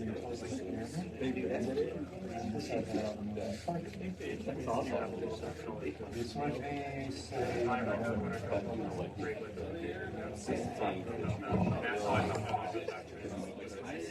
say,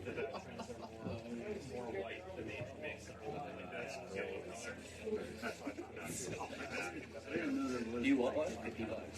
Yeah, I did not. When I got that, really excited. I'm trying to catch it. Dude, I wouldn't have been able to like compose myself. I would have just left it. It's like, go bring down. That's the thing about Skydive I do with spending like the gear. Like when I feel like that's like they had to like gear. This would kind of do a few things here. It's a little bit easier. It's so bad. Inside the It's so bad. Yeah, you're very smart for you. I don't want to take apart the carrier. Yeah, it's a big problem. As long as you like it enough. It's hilarious. So that's where it exposed. Like if I had one, I've been joking about that for no pop exposed. So it's like you would like punch. Yeah. Things like that, you see the ground. I do believe there's If I were rich, if I was like a billionaire, I'd screw up speed.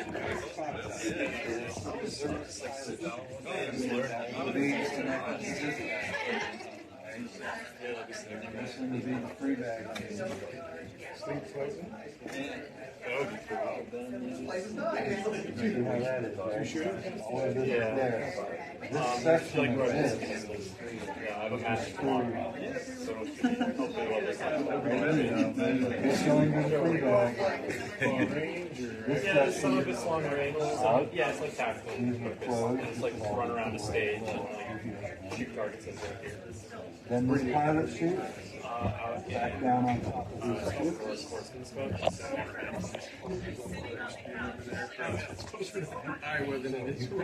Yeah, This happens. it's a bit of a height. Do they still have the? They do. Yeah, I never do that though. Because I heard this is not You see it's pulling in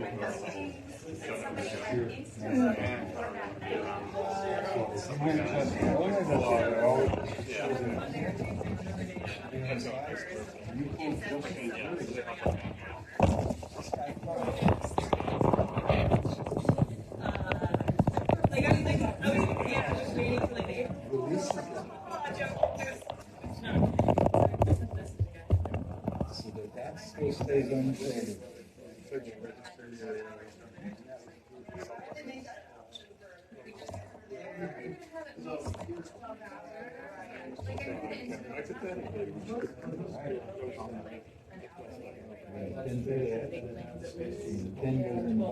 So I knew that we were gonna have, we might have short notice, but one, nobody usually books for April, so I didn't think. And usually maybe this for a section weekend, right here but would be like over not the- on a Tuesday. So we had to be staying there for like 12 days, so it wasn't like 2 days where we just kind of hide shut and closet. It works, that's the We had to key. like The system figure works. stuff out and clean. But it's moving So parts, like you're easier. right? With the skyhook, there it is. Notice the skyhook is just one thing, right? The skyhook literally lays inside on the top. So it's just this one. Like this. So when I was here, this way. Cut away. Just for that quick. But there's no moving parts, it's just the one piece. Which is real, to me, that's the least motion. Alright, we got to the next room, guys, tandem downstairs classroom. And then of course, there's this guy, right? Which everybody's scared of. I'm kind of scared of it. The concept is that when it's engaged, it has to.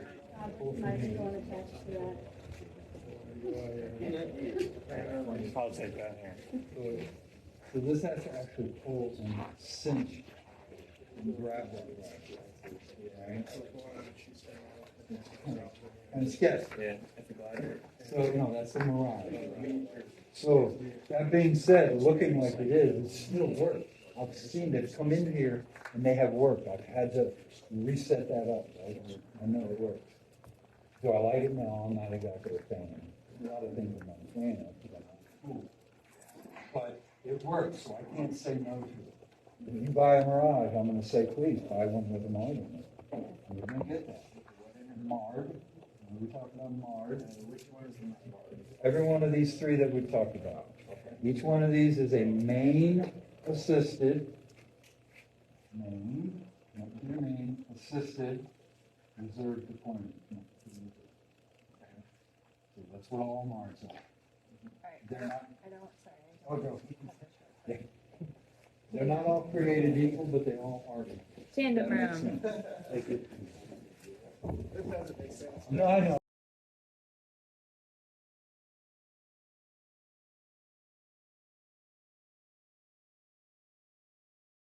I'm going to go over a few statistics first. These are here specific to Skydive. So last year in 2023, we had 51 malfunctions.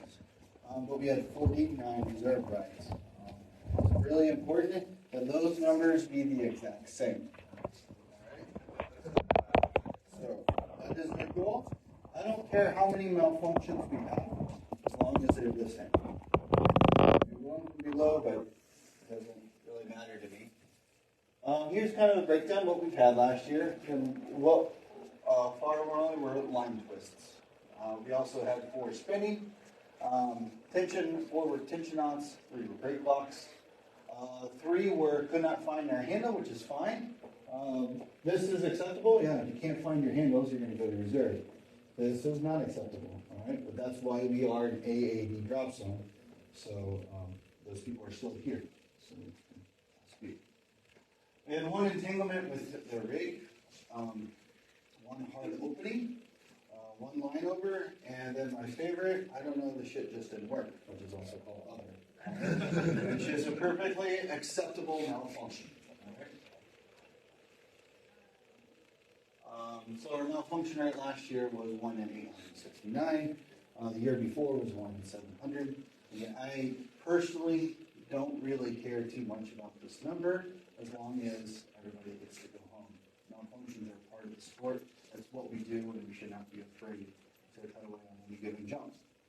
I think the USPA, it's like 1 in 1,000. But again, I think their numbers are maybe a little skewed just because not everybody reports their malfunctions. Here at Skydive Chicago, I pride myself on trying to keep track of as many as possible. Therefore, if we see trends or an issue or pack job type things, we can try to address those and improve them. So this slide, so in the 19 years, I showed this last year, in the 19 years I've been here, 4 malfunctions were they did not either do their emergency procedures or they failed to do them in time. Okay? I know this is maybe a little hard, but I think it's good to put faces with that. I can look at numbers all day, but until you see a face, it's hard. And the main goal here is to make sure that we learn from other people's mistakes. Okay? So, we got very lucky last year, though. 3 people failed to do their emergency procedures properly. They got very, very lucky, either injured or just got lucky. But thankfully, they weren't on the other side. All right? The one thing I want to point out, again, these are our friends. These are not to call anybody out. We are all capable of mistakes. But one thing that you can put in common with all these 3 people is they have thousands of skydives. Very well knowledge. They should have known better to either cut away, pull reserve, or do their things. But unfortunately, they did not. Thankfully, they are still here, so we can learn from their mistakes. But again, I like putting pictures. This isn't to call everybody out. But these mistakes aren't just those numbers aren't, they're actual people. And they can, so our pictures don't end up on the screen. Again, don't delay cutaway. All right, the USPA started this program quite a few years ago when they saw a trend of people not responding to malfunctions properly. And personally, based off of the 3 incidents that happened last year, I think that might be a particular issue here at this Jefferson. We should not be afraid to cut away. On every single skydive, we should expect that we are going to chop. We should mentally have that in our head. We're going to have a malfunction on the skydive. If it doesn't work, then that's cool. But if it doesn't, we're moving on. I'm going to call you out on this one. Roy has had a significant amount of slides, chops. I love the fact that it doesn't matter. He chops it when he needs to chop it. There's no question about it. He doesn't have his ego involved with it or anything like that. It's just, we have that harness issue or bad luck, but he does what he's supposed to do on every single jump, whether it's successful or not. And he's still here recording us and helping out. So I think it's awesome. Take example. It doesn't matter if you just had a chop 2 days ago or whatever. If it doesn't work, it doesn't work. You're moving on. I'm at a rate of 1 chop every 80 jumps. that's what it's been. So. 9 cutaways and I've last seen a lot of 2 his years. videos. I've beating our heads, but he's a statistical anomaly. But the thing is, he's still here. He still does his job on your seats today.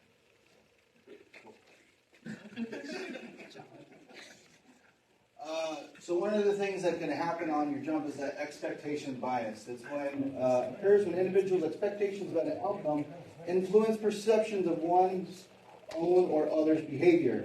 Meaning, this can't be happening to me. Well, it is, and you need to perform. You need to do your emergency procedure. So you may have seen this. This is called the deviation spiral, and I think some of the issues that might be happening is we get, and this is another word for complacency. So this is our original normal. This is AFP, right? We know how to do it. We got these books we can refresh out of it. Then as you go along your career, you maybe stop doing gear checks. Or maybe you landed on your rears that one time and you got away with it. Or maybe you you pull your slider down before you unstop the brakes or you do your canopy control check. These are all these types of deviations. So you go through your deviation, you don't have any accidents, it becomes your new normal. And you go around and you put another deviation, and so on and so forth. Maybe you landed on your rears because you had a wrapped toggle and you got away with it. Eventually, you're going to come to this guy, either serious injury or death.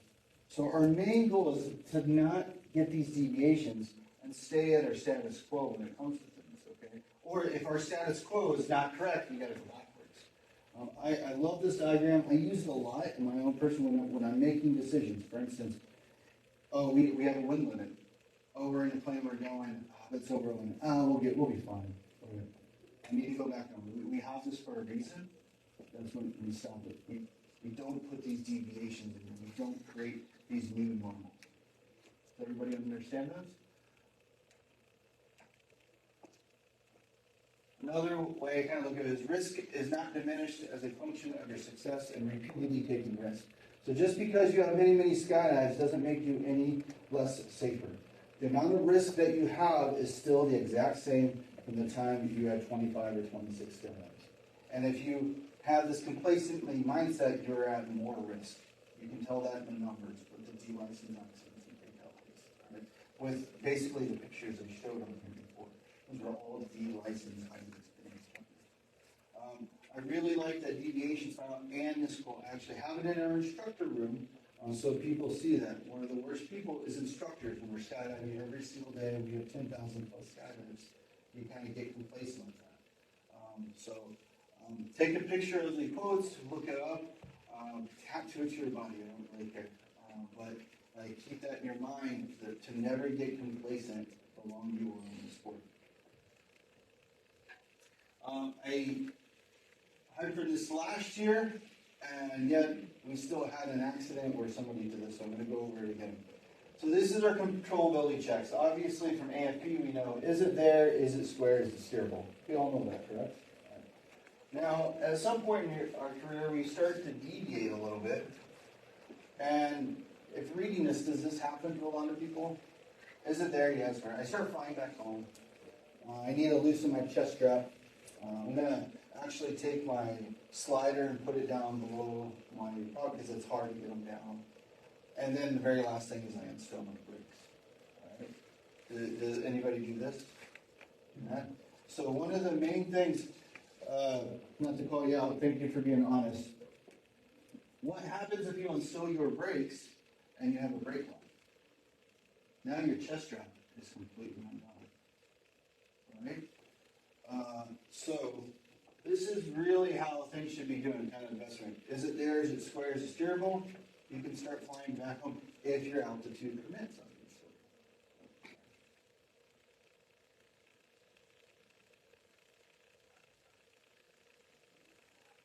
You can stow your slider down only if your altitude permits, though. If you're below your decision altitude, your slider should just stay up there. Okay? Because your next step, you're going to skip this if you don't have that and unstow your brakes. Because you need to do a controllability check before you hit your decision altitude. You guys understand that? So is it there? Is it square? Is it steerable? You can put your slider down if you're above your decision altitude. But you need to have that controllability check done beforehand.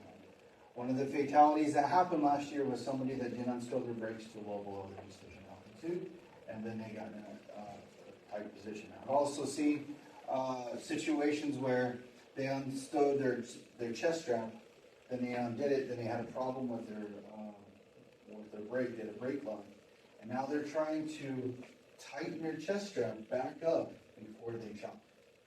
All right, so you shouldn't be really undoing your chest strap until your brakes are unstowed and you're going to be able to fully function. Alright, so I kind of went through like the philosophy of a few things pretty quick.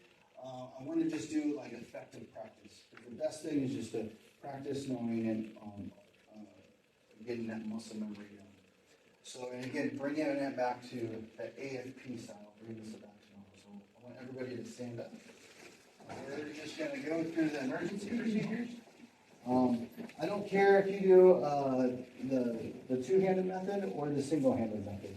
I will put in there, if you do the single-handed method, you really need to build in a pause when you're practicing. All right, so, cut away. I know my risers are cleared, and then you're going to pull these. I've seen people like, oh, I do this and this. When you're spinning and you got a lot of stuff going on, it's very easy to go like that. And you guys obviously know the problem that you could do with that. So, cut away, clear it is that's another way of putting in that pause. Clear. Okay.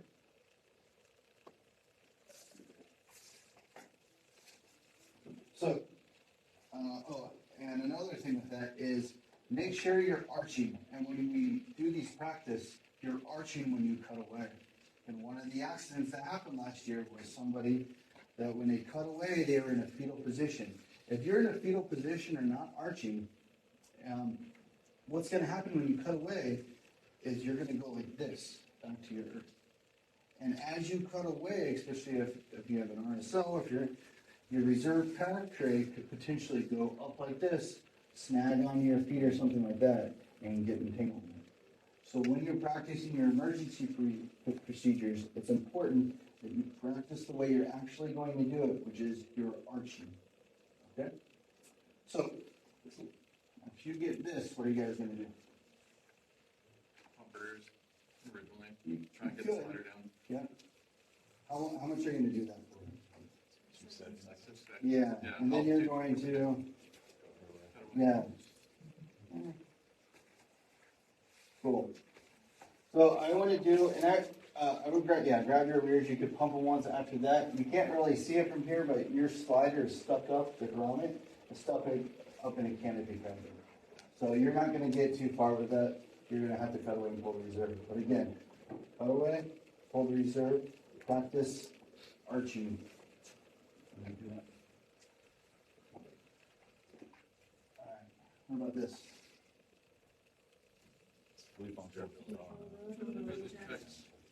Yeah, you could do a controllability check with that. Making sure some other things, if that pilot chute is inflated, I would be more apt to cut that away. If it's deflated, do a controllability check. But play extra caution with this. This can move around and change the orientation of your parachute at any given time. It is totally and fully acceptable to cut away from this. Yes, have people landed it? Yes, but it doesn't mean you have to.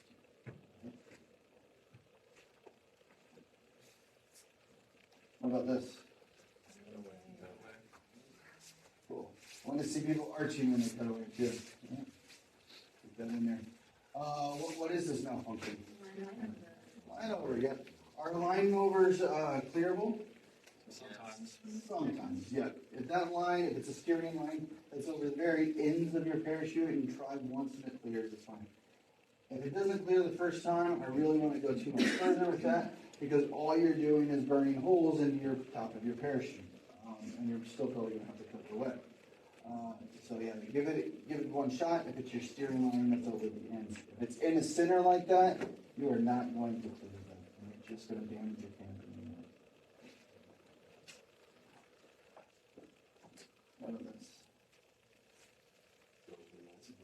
Broken lines. Cool.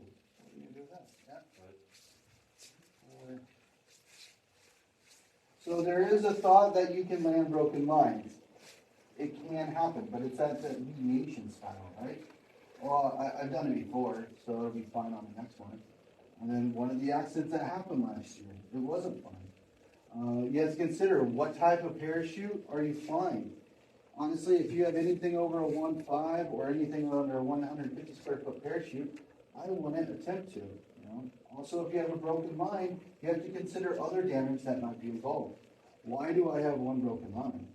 Is there something else that did I rip my canopy involved with that? And my other lines going to break with it? All right. More than likely, if you broke one line, your other lines are not doing that well either. There's probably stress on those. I would recommend go ahead and cutting away and pulling your reserve. To check if there's broken lines, because sometimes it can be difficult to see. You'll want to look up from your risers, going on up, and seeing where all the cascades are. Also, too, look behind your parachute. A broken line isn't going to be in front. It's going to be trailing behind. You know. And don't get your slider excess confused as a broken line.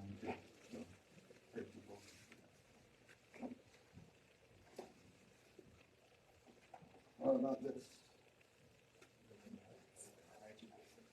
Yeah. Okay, so what's wrong with it? Got a hole in it. Yeah. This is very, very obvious. What's the rule of thumb with holes in your parachute? It's bigger than your head. Yeah. So if you have a hole that's a little bit smaller than the size of your head, what are you going to do? Controllability. Followed by like a 90 to the left. You're going to stress out that canopy and then see if it does. You're only going to do that if you are above your decision altitude, okay? Obviously, if you're below your decision altitude, you don't want to do that. It would be very fast on. So, has anybody had a rip in their topsail before? Okay. So actually, in Puerto Rico, I didn't notice this. My canopy flew fine. And everything seemed fine when I was looking at it, but Sam Lendl noticed that my top of my end cell was bulging a little bit, and when we got down to the ground, we took a look at it, and the rib had separated from the top skin by about 2.5 feet. Wow. Okay, yeah, that's good. Yeah.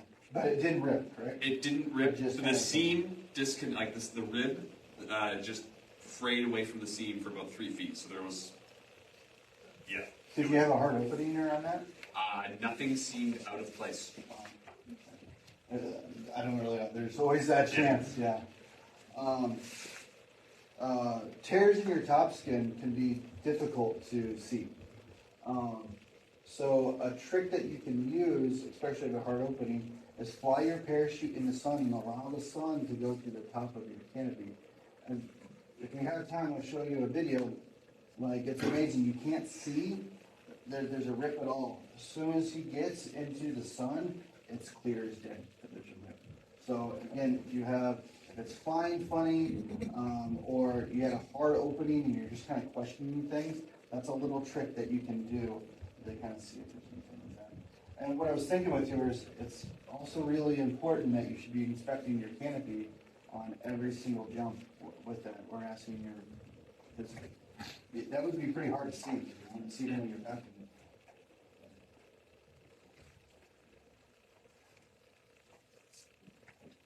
We can do this. Right.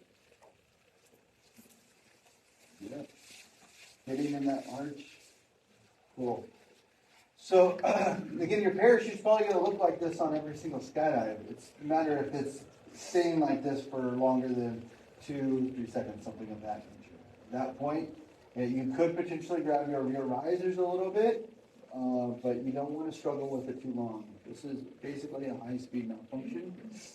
I've had one of these before, and it's kind of a unique experience when, like, you're vertical like this, and it's actually a little difficult to arch. But these are when it's even more important, like, because as soon as you cut away, you're almost doing a backflip in your lines. So really get that arch, and you decide, okay, I'm going to cut this way. Arch, cut away.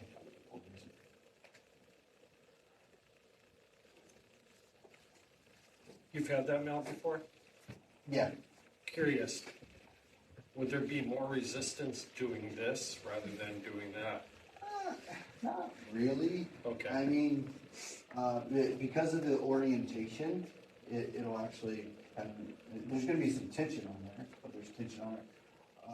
But the way the orientation of the three rings, that you're probably the same, if not even less. Okay. The one particular circumstance where there's going to be a weird tension on your three rings where they might not have a hard core, they might not release, is if you're in a belly to earth position and you need to cut away from that. When you're belly to earth and the tension's going this way, and it's actually a little bit harder for those three rings to release. So it's very specific for tandems because we have a lot larger three rings. So we actually train to cut away physically, like grab your three rings, throw them off your chest or off your shoulders. Thank you. Similar to this, from the last one, I mean. Now arch. The leg is your fin.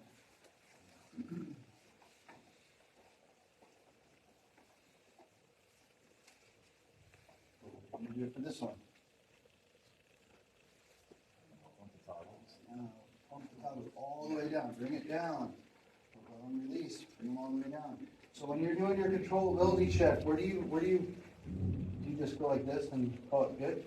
Or you bring them all the way down, especially if you're a little bit lighter wing loading or have a larger parachute.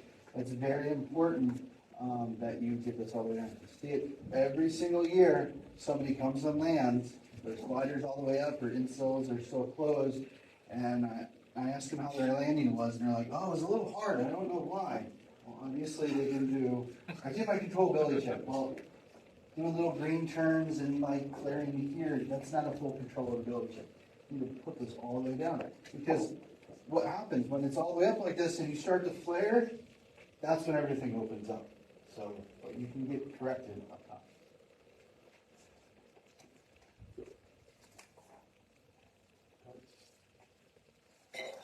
Right. Yeah.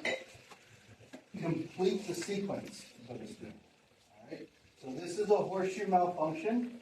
Your pilot chute is stuck in your VOC, and obviously your container is open, which is released your bag. So this, a lot of times people won't even know when they've had it. Like it's when if you're in a group jump and everybody's backsliding and looking white from you, maybe look over your shoulder. It's probably so you're gonna throw that pilot chute. Expect a malfunction after this though, okay? It may open up and be fine, but more than likely it's not. You'll probably have to cut away and put a reserve afterwards. If you do happen to get maybe have a high deployment of that, what are you going to do after you deploy? And you have a functional parachute? Fly it down, but if you're in the middle of a group on that and you pull that, say, because this is going to be high, this is going to be like 10,000 feet or something of that nature, you want to fly off of jump run or down jump run. Because if you fly up jump run, you're going to have other jumpers in free fall and potentially get up. So I know it would be a lot to think about, but as soon as you have a good parachute over your head, you want to know which way jump run was and turn either 90 off or go down jump run so you don't get hit by another sky. And what are you going to do with this? Check your altitude. Check your altitude. Yeah. But you only do after you check your altitude. Check your altitude. If you're above your decision altitude, then you can mess it. Either you pull the parter, put your risers together. But after every college try or kick, what are you going to do? Check your altitude. Do you have to wait till your decision altitude to cut away? No, you do not. If it's not going to work, just get rid of it. That gives you more time under your canopy, your reserve, to follow it. All right? And see where it landed. That gives you more time for other people on the ground to be able to see where that is. You're probably never going to make it to your decision altitude on a small canopy. You're probably going to be blacked out from spinning. Exactly. That's the second thing. Those spinning vary, especially, and it doesn't have to always be a small canopy, too. You can get spinning really quick even under your big canopies. If you start, I hear one, what do you do? Well, when I start to feel a little weird, I'm going to cut it. No, that's already too far down the road, all right? So me personally, especially my canopy, I'm gonna give it like maybe one revolution, and I'm gonna, because by the time you've decided, now you have to go here, you've already done 2, maybe 3 revolutions. And then it gets hard. The faster you're doing, it's gonna be harder to get your hands to your handles, all right? So you've gotta make that decision quick. And again, do your best to arch, so you get more of that belly, so you have a better, cleaner deployment. I'm gonna skip ahead. I think most everybody's upstairs. Oh, really? Yeah, you're good. Okay. But I was also going to say, I don't know if you went over this, but even if you're doing a high altitude jump, don't delay cutting away just because you don't want to lose your canopy. On every single skydive, you should expect to lose your parachute. This is a very expensive sport. You should just know that. So whether that's a demo canopy, your brand new parachute, whether you just had it reserved. Me personally, I know because I'm in that 6-month window with my Cypress, and then it's dead, that as soon as I chop, that's a $1,500 chop that I'm going to be doing. I've already thought about it. That's the way the sport works. I know it's expensive, and that's just how it is. You know? Price or losing your canopy or anything that should never play an effect of cutting, whether or not you're going to cut away or not. Just please don't make that decision. All right, so do you guys think you can, if you had a chop on your next jump or any subsequent jump, that you can handle it appropriately? Yes. Yes. So what I would do before, if you're getting current today or you are current, you just haven't jumped maybe in a month or two, you're going to be jumping with gloves. Please practice your emergency procedures with your gloves. Put your gear on. If you're anything like me, I have a little winter weight. My rig is going to fit me differently than it did 6 months ago. So put it on. I want to see everybody practicing it with their rig on before they get in that plane. All right? Cool. Does anybody have any questions? Handle position changes too. Yeah, exactly. And we can develop that muscle memory when our hands go here, when our handles are up here. So if you can't see, maybe you have a slider over your head or something, and you can't see where your handles are, what's the trick to find your handles? Slide them down Yeah, so you can go down here or find it up here. This, what you're going to do, you're going to go over the top of them the whole time. Grab it, find it, and slide it. Go ahead. The number that you had at the beginning of malfunctions and reserve rides, what were the 2 situations where people didn't chop? Was it like So one was lines? a broken line, and resulted in a broken femur and a broken arm. They tried to land it on their rears, or not the rears, just tried to land it a broken line. The second one was a knotted toggle, so they put their hands through the excess line and pulled it down, which knotted their toggle, and then they tried to land on their rears. And then that's it. Again, I land on my rears quite often, but I would never land on my rears if I don't have a fully functional canopy. That way, if anything happens on your rears, that you shouldn't make that your primary way of landing. Right? It did not pass its functionality. So that was the other one. They should have cut that away. They did not. Ended up with a broken back, broken femur. Yeah. So I've talked to a lot of skydivers that have been in the sport for a while, and they've never actually done their own rig at time for repack, and I don't know why you're not doing it. Please do it. You learn a lot. That is great, yeah. Every single, and Rob is really great at that. He encourages people. So if you get it here, and just go and, cut away your own rig when it's time for that repack. So I have all the instructors do it. We just take a tandem rig and we actually cut it away. Usually we attach somebody to them so we get the full feeling. If we have a cloudy day and we're sitting around, you ask them in the shop if they have a rig that's gonna be tossed open, ask, maybe they'll let you try it out. Yeah. Cool. Any questions? All right, guys. So that's it. We're gonna meet back upstairs and.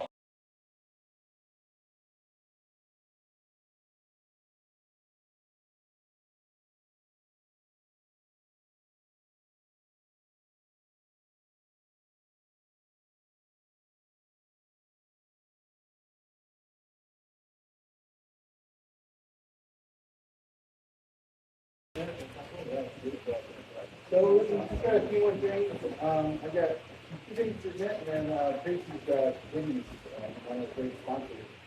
So hopefully we can, so before, did anybody learn anything that they didn't know already know?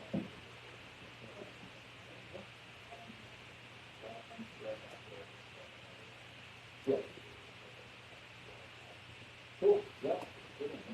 Again, as I mentioned before, I signed up for this Skydive a long time ago, and then I realized I was doing this wrong. So again, double check all your procedures. Am I doing my procedures right? And did I put deviation somewhere along my line? That's consistent. Then it stay that normalcy, stay what you taught in AFP or whether it's AFF. The rules don't change just because you get it. So one thing I want to bring up, you guys, as you guys heard about the legislation that's going through Congress.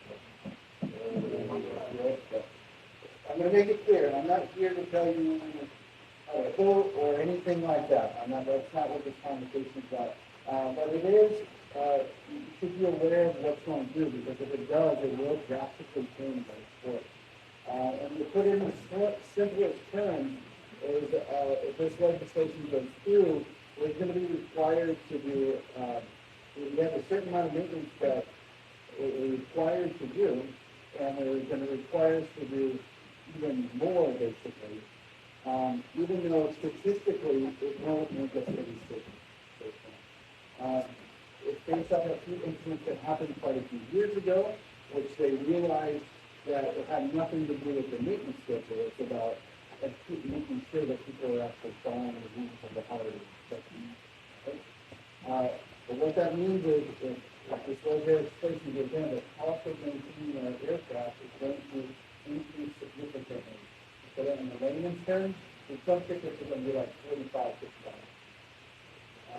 It's greatly hurt our sport. A lot of smaller places will have to be able to handle it. Again, we're a big doctrine, you can probably handle it. But again, it's not just for sport, we're a big doctrine. We're not having people from all over the country. If you just have less people skydiving, I mean, it's already an expensive sport. Now it's going to be. So, again, I'm not telling you how, but if you don't want that legislation to go through, go to the USDA website, talk to your congressperson, and let them know that you don't agree with it, and they all voted with it, that's how we can get this done. And so we don't have $45, $50. It's a particular congressperson for it. Again, I'm not going to get into specifics. I'm going to do that.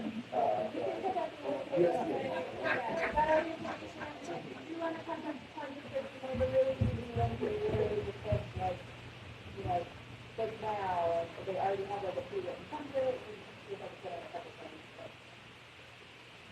And like SEC already, like our friends are already maintained because we do military work, they're already maintained to a lot of the standards that require them, but some of the small drops in particular, they don't have those same maintenance intervals that we do, they don't have the mechanic on like when it's on site, like, they're gonna have really struggle to keep up.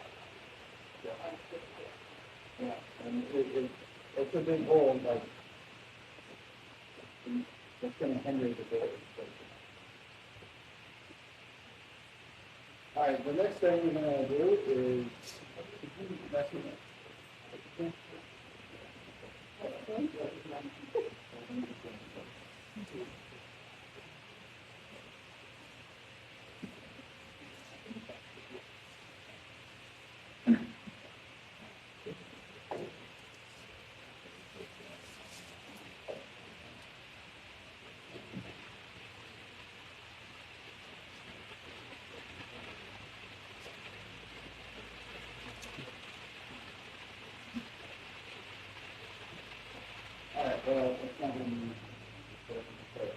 so this is the Chess Judy Award.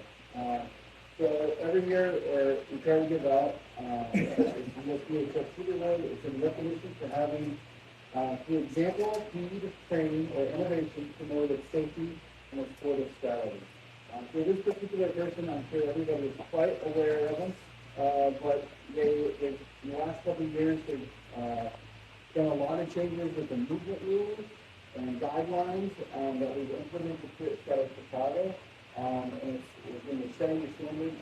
Since they made those changes, getting phone calls and other examples of other doctrines that are following suit.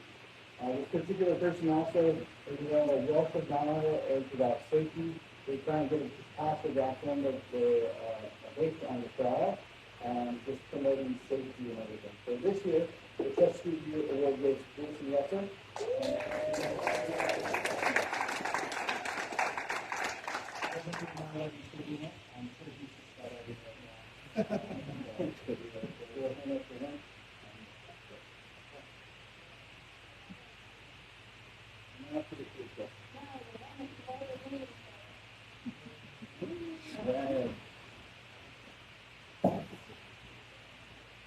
Okay, so we have tons of cards to think about, and we're going to number them through.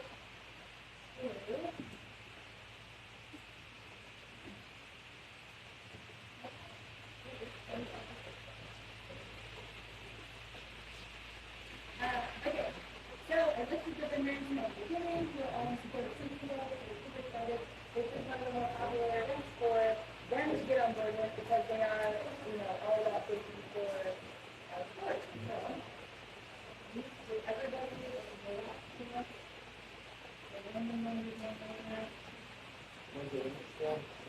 yeah.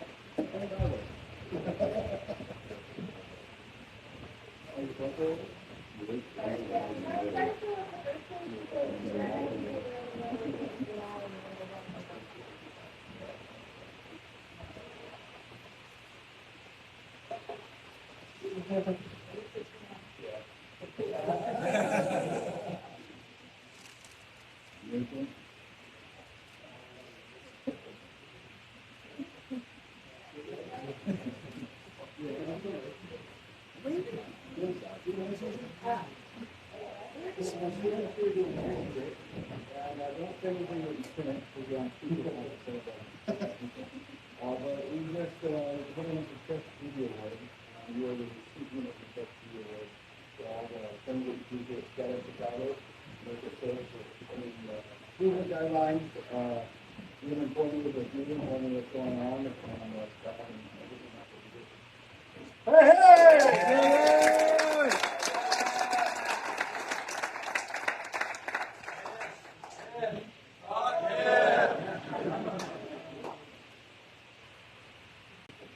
Great. So we'll go ahead and get started. We have 50 seconds to go for winners. And the first one is. Also, if you do win anything, please come up afterwards so we can take a picture. The vendors really have pictures and stuff like that too. So, first one is for Compass and Pro Studios. It's a fully awesome custom helmet and stuff. Yes. So, 20% off when you start artwork. That's the score. And it is number 36, Matt Cruz.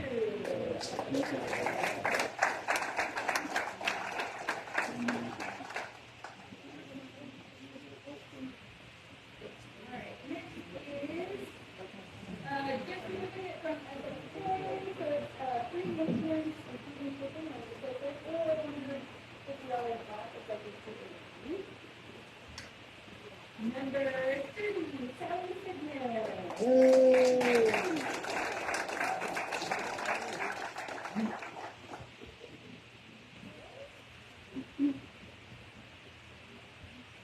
Alright. Next is $45 to staff on the lovely cafe here. $25 That is Tim Scott, number 51.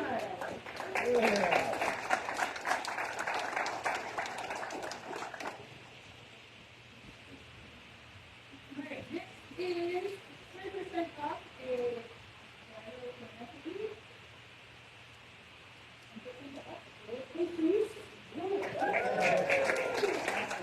New position.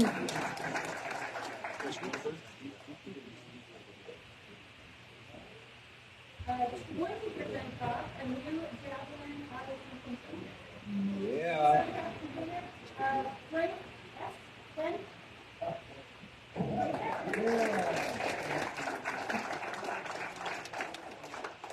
Great review.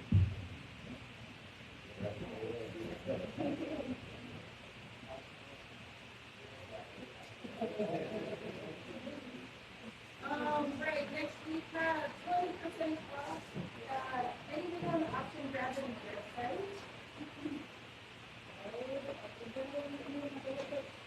Michael Fuentes, 25.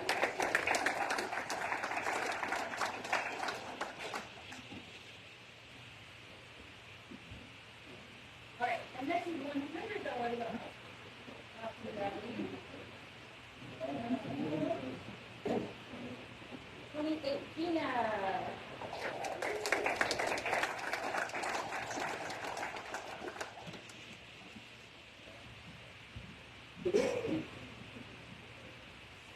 Alright, next is 30% off L&D Aries 2. 30% off L&D Aries 2. Is 26, Caitlin Griffin.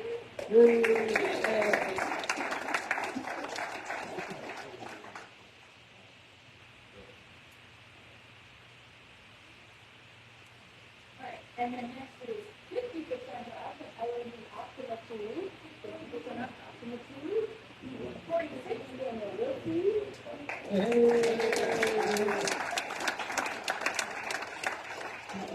Here. He's a loser. Alright,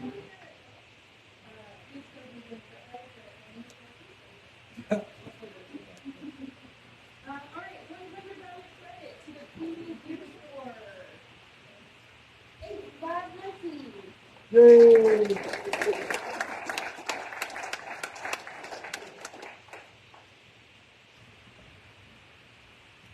15% off. It includes these canopies and standard things is Luke Redmond.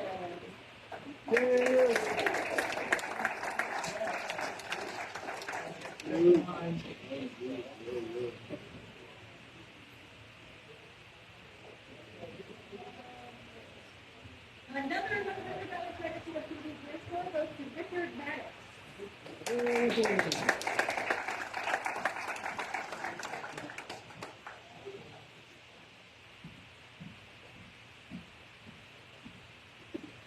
Alright, and we have 50% off any fluid in semi-stainless tea bag for Graham Morgan. Good Graham!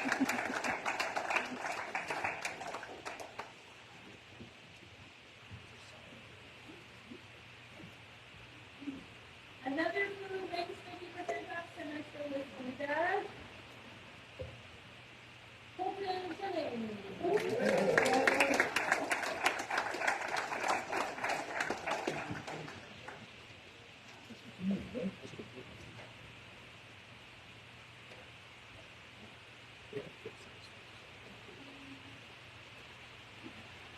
Alright, next is 2,500 Superstar Reward points for the Shooting Star Gear Score.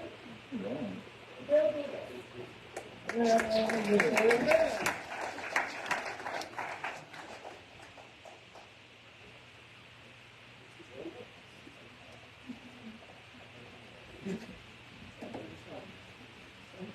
And another 2,500 points for the Shooting Star Score is Edward Lafayette.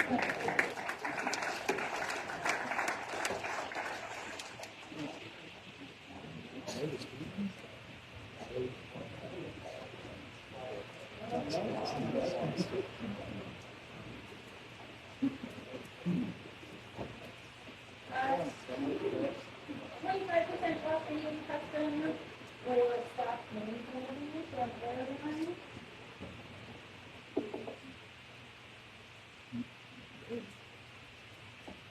Brandon,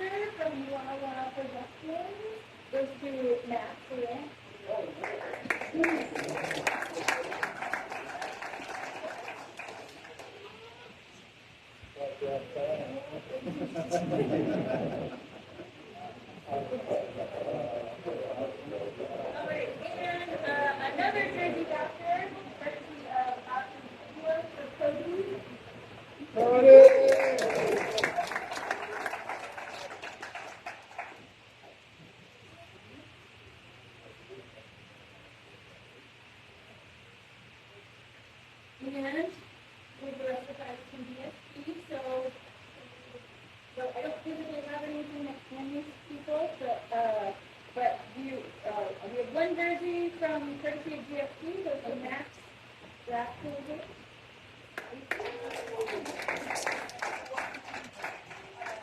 So yeah.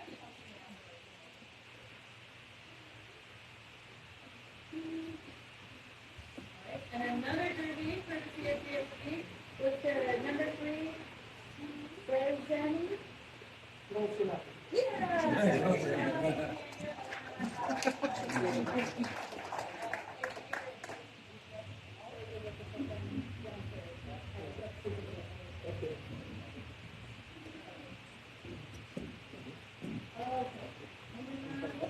Also, 2 helmet cases.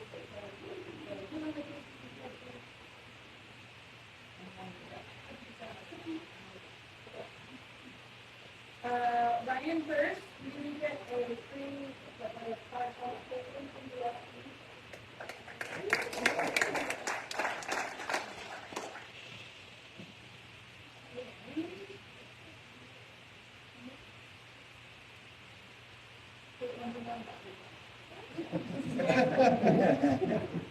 Jason